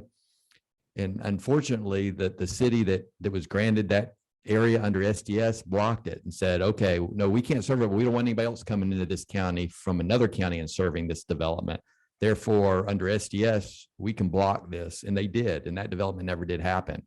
I think those are the kinds of things where we need to think about, what rights are we giving away that may change over time. At the time when those elected officials negotiated that, it made sense to give their home city, their city within their boundaries, exclusive jurisdiction to serve the entire county. And the county wasn't interested in getting in the water and sewer business at that time. But things change, right? And they weren't able to adapt to those changes because sometimes SDS gets used as a barrier to be able to change things over time. Another thing that came up in our discussions with the Georgia Municipal Association were things like 911 services. So for example, the counties, if the city doesn't want to provide 911 service, then the county is going to be the 911 provider and they're going to collect the 911 fees countywide. But where the discussion gets a little more complex is, what about dispatch services? What's a 911 service and what's a dispatch service, and where does one begin and the other end? And so there was a lot of disagreement there about counties not being willing to also dispatch to a city police department or city fire department. What they would want to do is, okay, we'll take the call. But we're not going to dispatch directly to your officers. We'll hand it off to a separate dispatch that the city has, instead of going right out to directly to the city officer on the street, because they were saying that's not part of 911.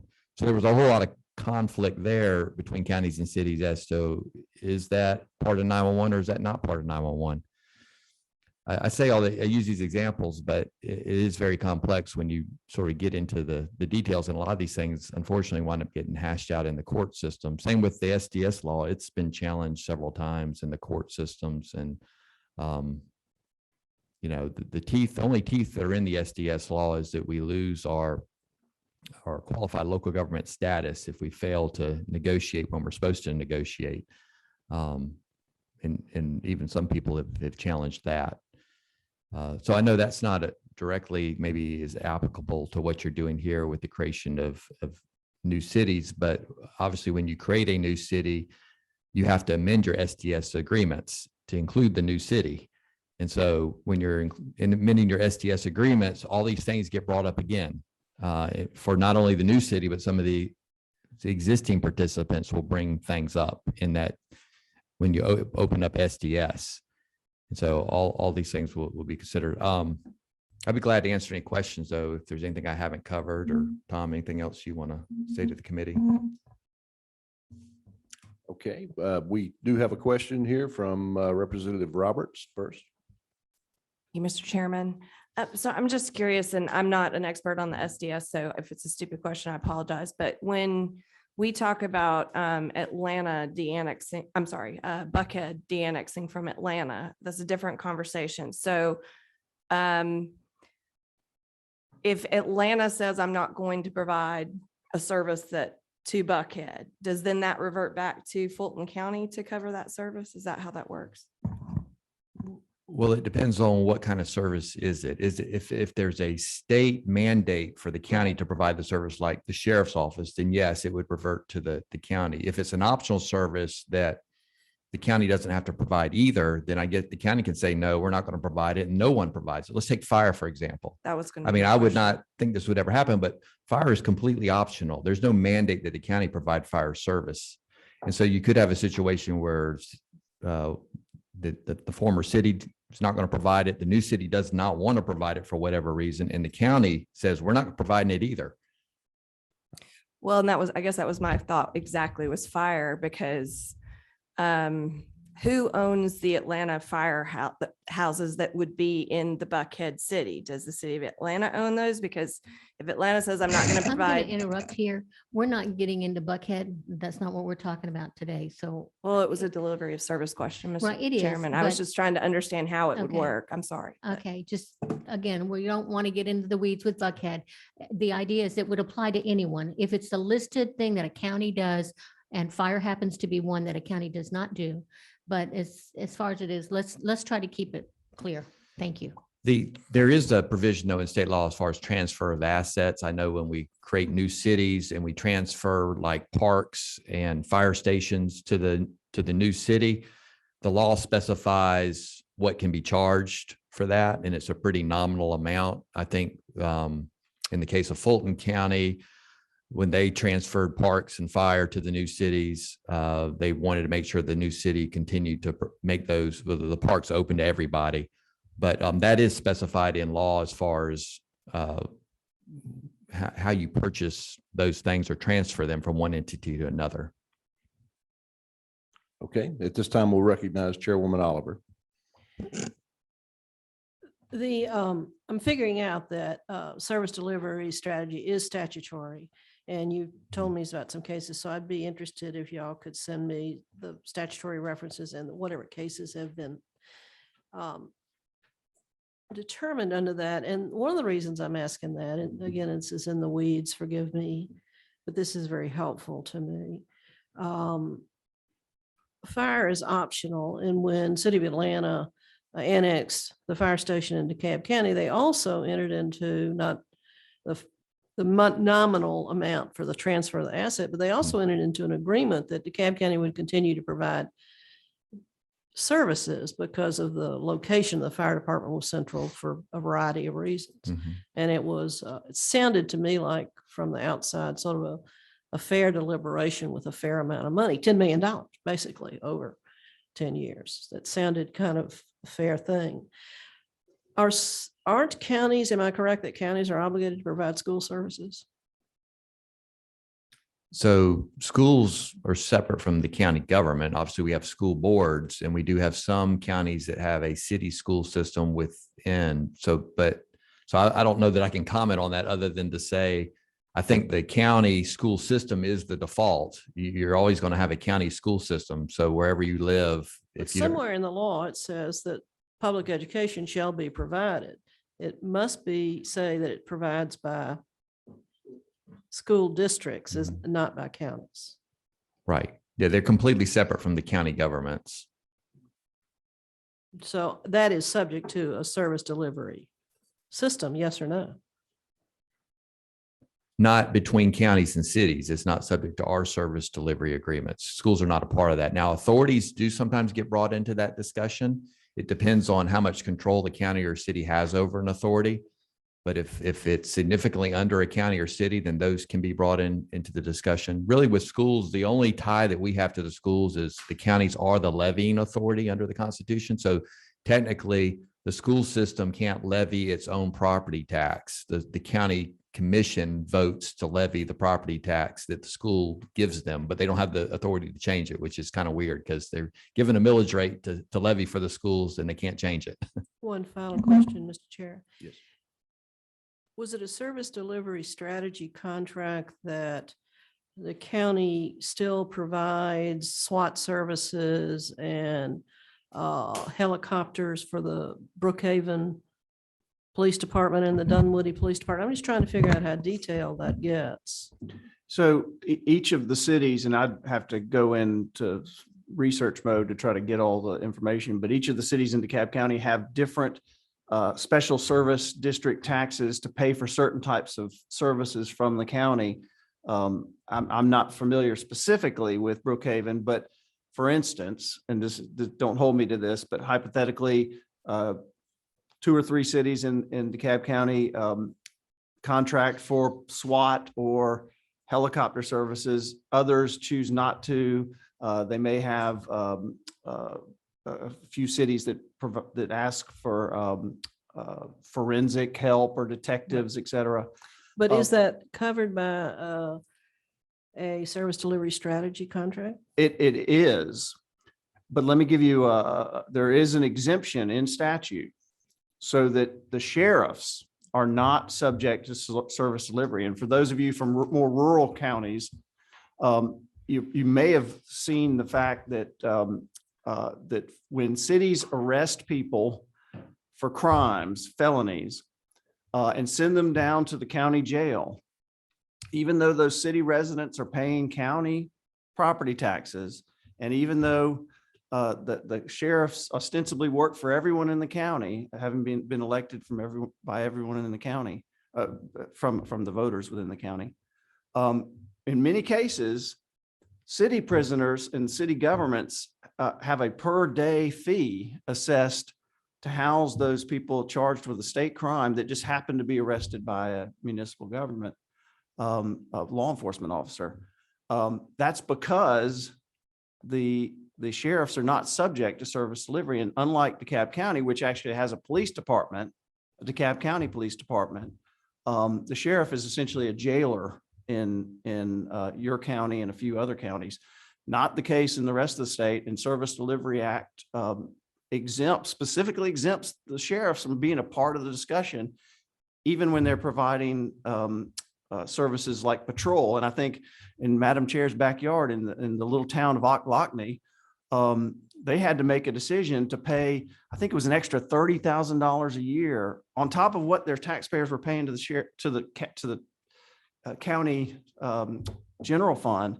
They had to pay $30,000 to get the Ocklawackney Sheriff Department to send a patrol because they didn't have their own police department. So they entered a contract with the Sheriff's Department and paid them $30,000 on top of the property taxes, which I think is, you can tell, I think it's kind of ridiculous that the sheriffs are not included in service delivery, when in many areas, particularly in rural Georgia, that's the law enforcement for a lot of our smaller municipalities.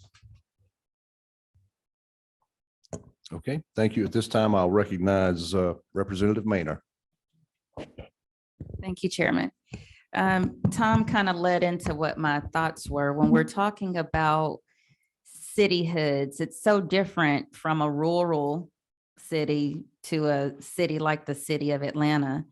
And with these service delivery strategies, the details within the SDS contracts, are they different?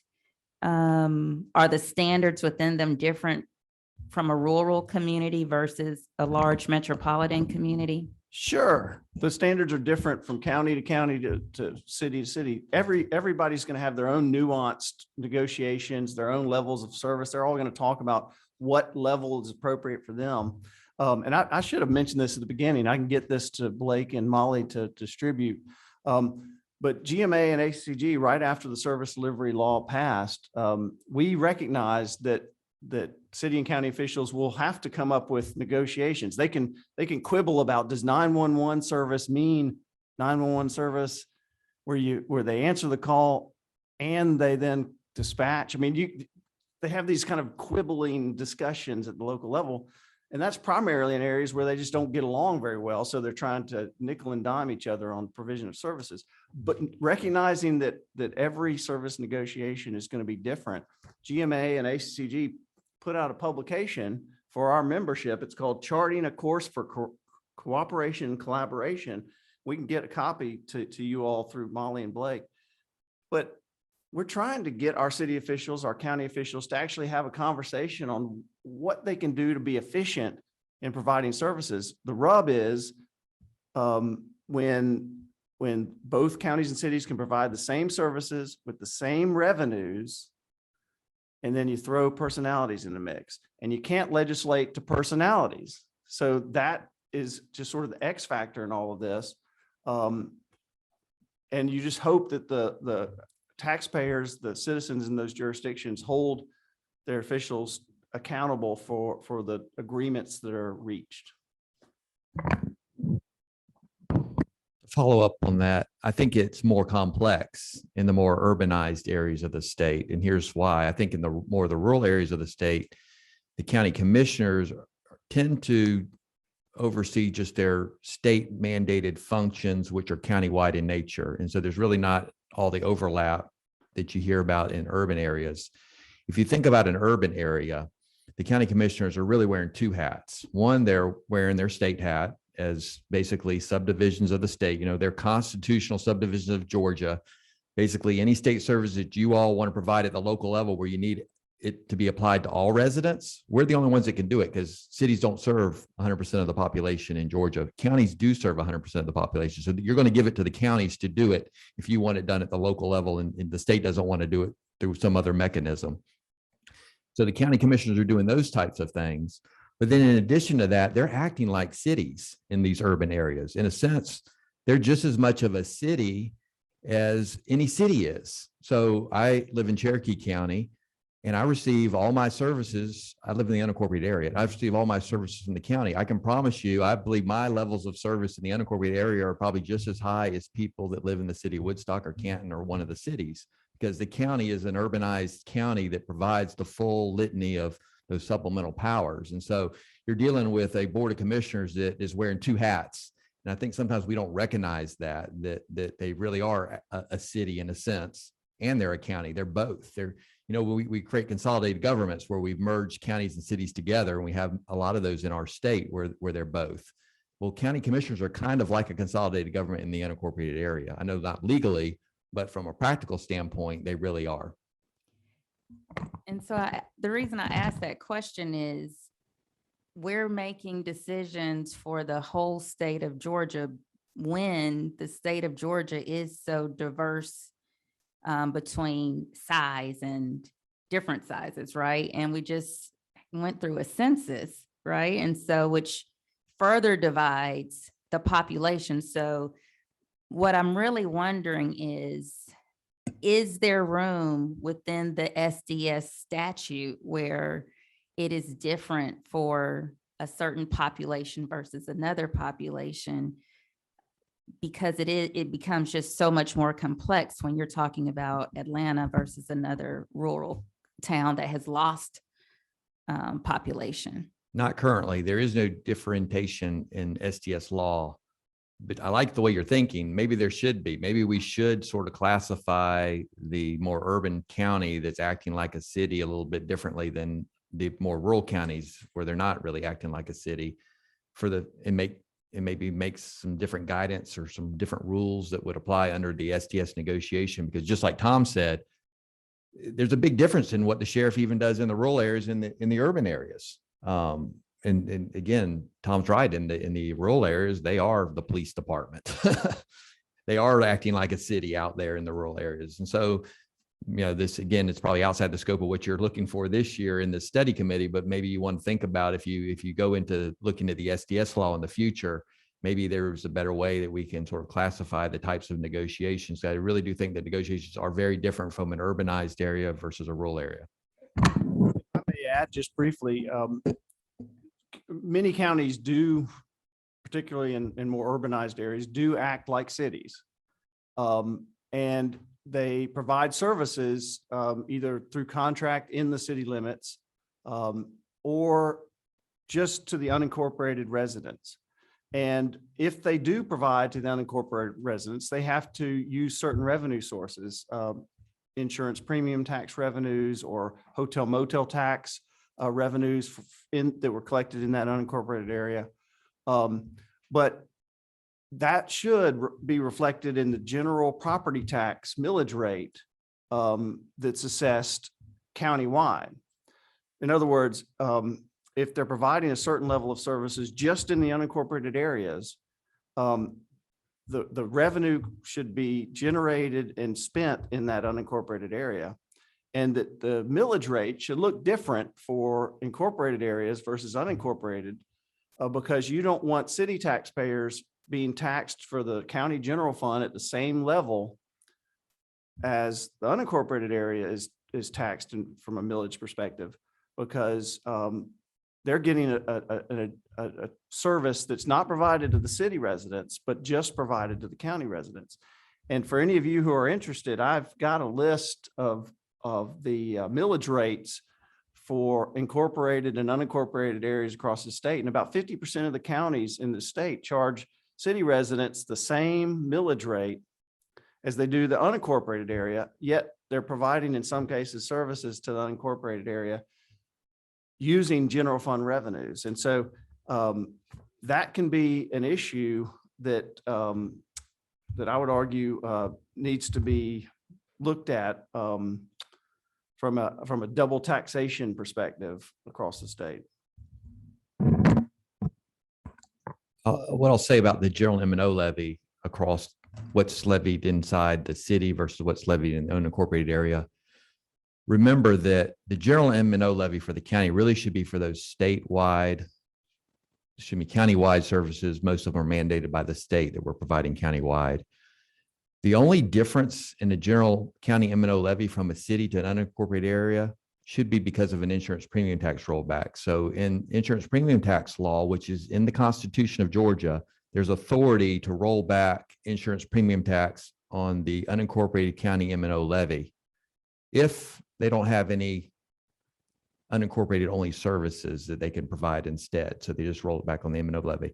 Otherwise, there's no other authority in state law to have a different millage rate. And in fact, if you go back to the original local option sales tax law, which was not in the Constitution, it was statutory, still is statutory.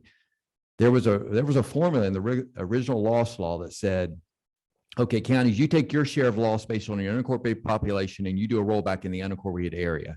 Cities, you take your share of loss based on your city population, do that rollback inside the city. Well, the cities challenged that probably because of the very reason Tom's bringing up. There was a big difference in the M&O levy between the unincorporated and incorporated area. And the cities won in court on that. And the courts basically says there's no there's no constitutional authority for you to have a lack of uniformity in taxation on your general M&O levy. So if you go back to that court case, I think that anything other than insurance premium tax, we're not allowed through service delivery to have a difference in our county M&O levy. In other words, the way to solve double taxation is not to have a lower county M&O levy inside the city than you do in the unincorporated area. Really, the only way to address something like that would be to create a special service district on top of the county M&O levy, which would be separate than. So, for example, in Cherokee County for fire, we have a separate millage rate for that. It's a special tax district just for fire. So my county M&O levy is roughly 6 mills. My fire district levy is closer to 4 mills on top of it. That's the way to address it. You can't really mess with that underlying general M&O levy other than insurance premium tax, which is protected by the Constitution. Okay, next I'll call on Representative Leverett. Chairman, just one or two quick questions. One of them is some that I had wanted to follow up on Representative Maynard's question. My recollection is the Service Delivery Strategy Act mandates that the county and the city in a jurisdiction, or counties and the county and cities in a jurisdiction periodically confer and enter into an agreement about delivery of service within their respective jurisdictions. Is that right? Yeah, that's correct. It's at least once every 10 years, I believe. So the agreements tend to have a term of 10 years, I think, don't they? Yes. Okay.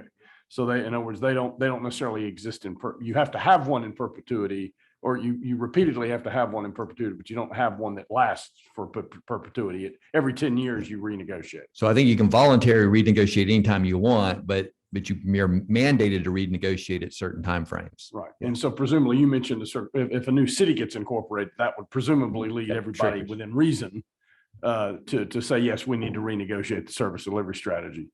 To Representative Maynard's question about standards and varying sort of circumstances that different jurisdictions find themselves, it's my recollection that the Service Delivery Strategy Act doesn't really impose a lot of standards on exactly the substance of what's in the agreement. You can agree pretty much any way you want to. You can divide it up however you want to. You address all the services that you provide. It just is more about process. It has to be done every 10 years. You have to, I recall there being some process. If you can't agree, you have some kind of arbitration, I think, and that sort of stuff. Is that a fair statement? Yes, that is. There's not very little guidance in laws. I think, again, some of it's been challenged in the courts. I think there was some challenge in Gwinnett's court system recently, but it never went to the appellate level. So didn't really set any sort of new guidance for us. It was just what was decided at the Superior Court level. So sometimes they do take it to court, and there's a real question sort of what authority do the courts really have to sort of get involved in this? And I think what's come about most recently is that the courts really don't have any authority to get involved in this. It's really completely up to the negotiation, and DCA doesn't have any authority to get involved either. They're just basically saying, did you meet the process requirements or not? And if you didn't meet the process requirements, then I'm going to withhold your qualified local government status until you meet those. And Representative Leverett and to members of the committee, I would recommend, if you haven't done this, to actually go online and access the service delivery agreements housed at the Department of Community Affairs website for the respective jurisdictions that you all represent. They're very interesting, and the level of detail varies greatly. I think before this meeting. I looked at Thomas County's service delivery agreement with the cities that it serves. And I want to say it was 15 pages long. And I looked at Gwinnett County's and it's close to 500 pages long. So and things like animal control, you can state this government's going to provide animal control, but you don't say what that means. Do they come pick up within a day an animal that's been, it's all over the place. Well, and to follow up on that question, is my understanding is they don't tend to be like these contracts you were discussing earlier, where a city may incorporate but decide to contract with a county to provide some kind of service within the city. They don't always set out standards and on the level of service. It's just within this area, this particular jurisdiction will take care of providing that service. I think you're absolutely correct. I think, sometimes the cities will give permission to the county to provide a service inside the city, but the county continues to pay for it out of another revenue source like 911 fees. But if you're getting into a situation that Tom talked about earlier, where you have a city that is contracting with a county for a city service, so it's not a county service, it's an actual city service, then that's when you got the standards in place. That's when money exchanges hands. That's a separate contract from SDS. Thank you. Thank you, Mr. Chairman. Thank you.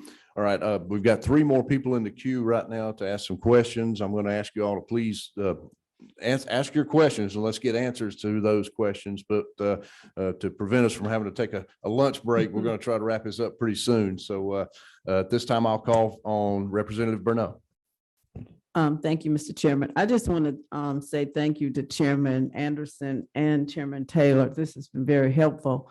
And I will say that just based on my own county, that it is very important that you make sure that those individuals think in terms of the future, because Clayton County owns the land where the airport is, but Atlanta owns the airport. And so that's very contentious for us. And that's something we're continuing to work on.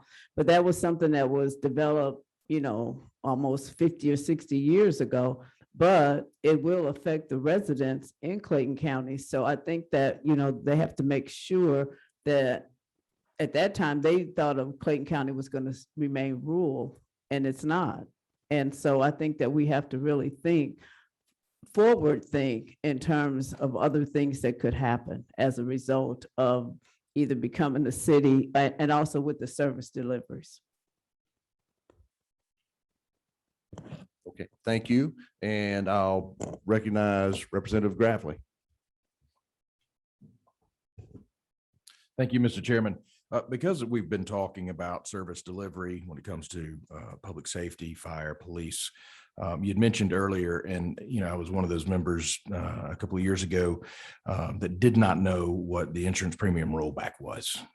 If maybe those watching online, could you just give a brief definition of what the insurance premium rollback is, and specifically also how those funds, when they get back to the local community, are supposed to be spent?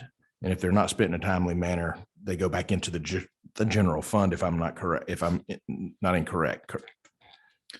So real quickly, they shouldn't go in the general fund, but so insurance premium tax revenues, you and I have life insurance policies, property and casualty policies. In a sense, we're all paying a tax, and some of that insurance premium tax revenue goes to the state of Georgia. Some of it comes back to the counties and cities.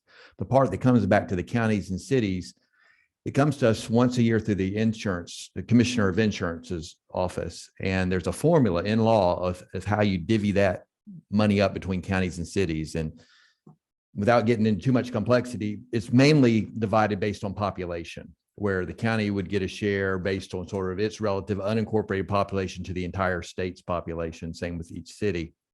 And so because the county's only getting a share based on its unincorporated population, now the cities put it in their general fund and use it to pay for anything they want to pay for, because they don't have the area that they're getting credit for is the same area they serve. Does that make sense? They're getting credit for 100% of their city and they're serving 100% of the city residents. There's really nothing different. With the county, it is different because we're only getting credit for our unincorporated population. Therefore, the General Assembly said, you really need to be using this money for some benefit only for the unincorporated population, not for the city residents.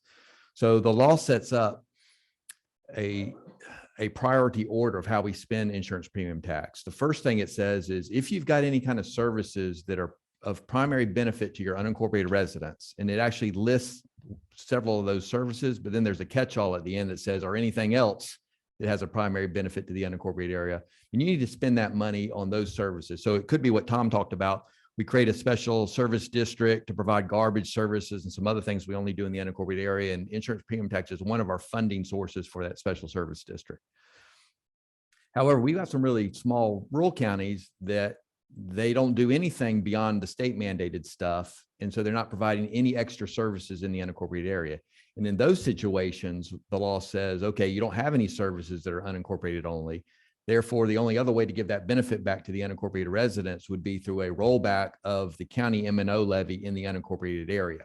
And so that's where you're going to have a lower county M&O levy in the unincorporated area than you do inside the city. And of course, some city residents are saying, well, why are the unincorporated residents paying less in county property taxes than I am in the city? Because the perception, I think, is I live in the city, I must get a good portion of my services from the city, not the county. So why am I being asked to pay more in county property taxes? What they don't see is the insurance premium tax rollback. That's the reason why the unincorporated residents are paying less, because they're getting that benefit of that other revenue source to roll back their county property taxes. That's the way, again, local option sales tax was originally set up until it was ruled unconstitutional, because it didn't have the constitutional protection that insurance premium tax does. So if you're going to make changes to insurance premium tax, you're looking at making changes to our constitution to change a lot of that.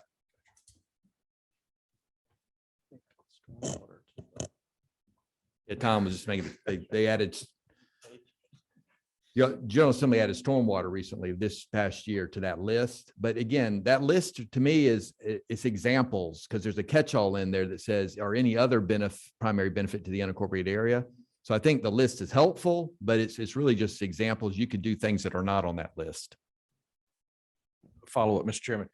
You know, years ago, when we looked at a piece of legislation, those monies can also be used to enhance local fire departments or fire services. I know in rural communities where maybe you have a volunteer fire department and they're trying to build maybe a small facility, those insurance premium rollbacks can go to, that's one of the eligible expenses that a municipality or county can use those funds for, correct? Yeah, that's one of the specific services that are listed in that law. It's fire. One other comment I'll make about putting money in the general fund, because I think we have some counties that probably do that. And I said that you really shouldn't put it in the general fund. The only way it should go in the general fund is if you can show, I would still account for it differently and show that it's a direct offset on some sort of service you're providing to the unincorporated area. So for example, maybe the county is providing funding for their volunteer fire departments, which only serve the unincorporated area, but they're paying for that support through their general fund. Well, the cities would say, you shouldn't pay for that support to your volunteer firefighters through the general fund, because we as city taxpayers pay for those property taxes that go into your general fund, and we're not getting the volunteer fire services. We got our own fire department. And they would be correct. But in SDS negotiations, what may have happened is there may have been an offset that the county says, yeah, but we're going to put our insurance premium tax in the general fund to actually be the revenue source we're using to pay for the volunteer firefighters. We're not going to create it. In other words, they didn't want to create a special tax district. They could have done that, but instead of going through the hassle of creating a special district, they're kind of offsetting it in the general fund. And that's legal to do. It's not the clean way to do it. It's not, it's not, in my opinion, the recommended way to do it, but that does happen in some places. Okay, and I'll recognize Representative Thomas. Thank you very much. I'd like to thank both of you so much for everything that you've done. I know it's been quite a bit of effort over the last several, well, I guess several weeks now. So my question is actually specific. It's kind of a little bit of a mix of annexation and service delivery strategy. And I hope it's not too much in the weeds and it may be covered in your pamphlet, but I'm going to ask it anyway. So when we do annexations, you know, typically when I think of a city, I think of it as more of kind of like a globular structure, you know, something that's kind of round and whatever. But once you get out into suburbia, Cherokee County, they tend to be more like tentacles and strings, and they run off different directions. When you enter in a service delivery strategy, it's every 10 years. So hypothetically, we'll say 10 years ago. by the time that you have all these annexation strings and you're miles away from the core of city center, how does that get addressed in service delivery strategy? I mean, is that, I get a little confused on, is that just, okay, anytime you annex, then that's covered under service delivery strategy immediately? Well, what happens if you're 7 miles out from the closest fire station? I just get really lost in the weeds on that. Can you help me out a little bit? So I think there is a provision in the annexation law, and it's based on, I don't remember what the threshold is, but if you reach a certain number of people that you're annexing in, then you may have to actually go in and renegotiate those services. But normally, if any annexations that are, in a sense, small in nature, the city takes over that area from the county. And so it's whatever in the SDS agreement was assigned to the city. So for example, in the SDS agreement, the county may be responsible for fire in the unincorporated area, but as soon as that city annexes into the unincorporated area and grabs some property, they become the primary provider of fire if under the SDS, that's what's been dedicated to them. In other words, we got some cities where the county is providing the fire for the city, but that was through agreement. So all those agreements really stay in place. And so in a sense, there's nothing that the county can do when they've had part of their service territory changed, because now it's no longer unincorporated area anymore. It's inside of a city.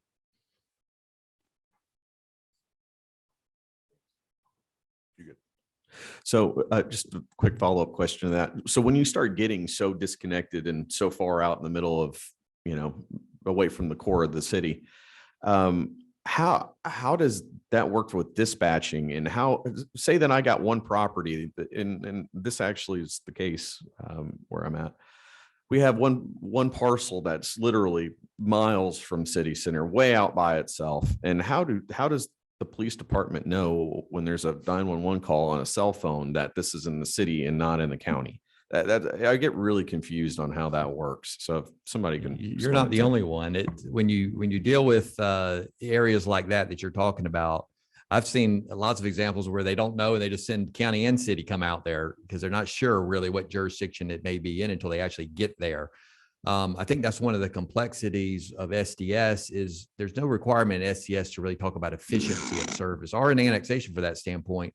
In other words, there may be some things that are done through annexation or the creation of new cities that don't make service provision as efficient as maybe it could be or should be, but there's no requirement for it to be efficient, right? And so that may be meaning sending a city police officer 5 miles out into what is typically an area served by the county police department. And the county police department may be, 30 seconds away, but hey, it's not my primary jurisdiction. It's the city's jurisdiction. Therefore, the city has to do the work in that area. Now, luckily, a lot of counties and cities have voluntarily negotiated agreements where they work some of that out.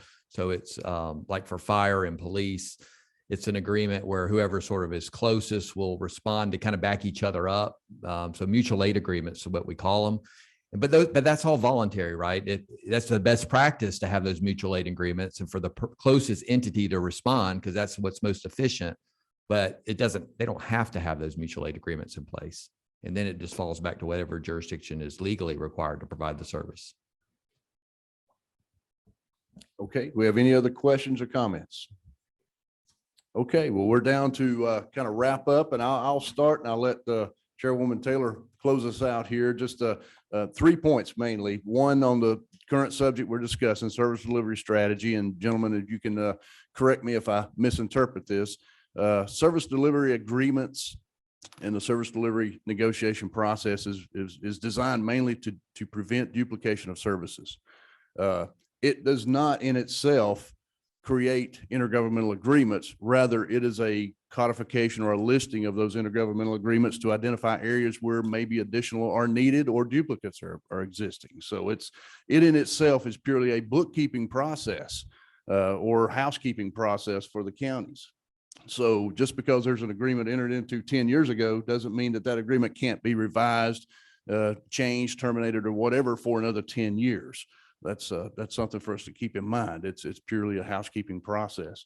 And that's where a lot of those situations are identified, like you're talking about, where maybe a other agreements, mutual aid agreements, or other are beneficial to the community. So that also, next, I'd like to just kind of take us all the way back to the beginning and remind everybody that today we spent a lot of time on SDS. It's a very detailed, very interesting subject to talk about, but we started out today talking about the creation of cities. So let's think back and remember that as we go forward into session and things that come up in special session. Then we talked about the dissolution process. We talked about the fact that city lights really don't exist under Georgia code and for many reasons shouldn't. And then we finally finished out with our discussion on SDS, and we appreciate you guys and your input and your expertise on that, as well as the good questions that came out of it. The last thing I'd like to do is to remind members of the study committee, if you can, please compile and transmit to Blake by the 22nd. That gives us basically, if you count this week, 3 weeks, any thoughts and ideas that we need to go into the final report. Blake's going to be compiling that over the next few weeks so that our final meeting for the study committee will be during special session. We'll announce a time once we coordinate with the chairwoman and other committees to make sure we've got an open spot to do that. And at that meeting, our intent is to address any questions the committee members may have, but also primarily to go over our final report and discuss any potential changes, bills, whatever that may come out of our study committee, and who would like to take care of those. So with that, I have nothing further to add, and I'll turn the microphone over to Chairwoman Taylor. Thank you. I want to thank the special committee and the chairman for allowing us to sit in today. I think this has been extremely beneficial to our full committee. It's something we needed to hear. And I have to tell you, Representative Maynard, I was very close with exactly what you were saying. We are such a diverse state. There isn't going to be one common, we can do it always the same way everywhere. We have a tendency to look at the metro areas. That's where everything seems to be happening, but there's a lot happening in the small communities too. And when we make these decisions, it affects all the citizens of Georgia. This has been opening our eyes on a lot of these issues, no matter where we live or where the citizens are. I do think that as we go forward, each cityhood or annexation or all of these issues need to be evaluated on their own merits. We have to take each individual case on separately, look at them that way, involve all the facts and the issues, and make sure that we involve I guess it's the public. They need to know all the facts are there, but the public's in the locations as well as the states. It needs to be an open process. And I really feel like this has had some great information for us. And I'm looking forward to the report that we will have, and we will share that with the committee. And especially to our speakers, you have brought very, very valuable information to us. It will make us be better legislators, and we are citizen servants. What we write in here and these laws affect all of us. And I want to thank you all for your efforts. Thank you. With that, our committee is adjourned. And the study committee is adjourned also. Thank you.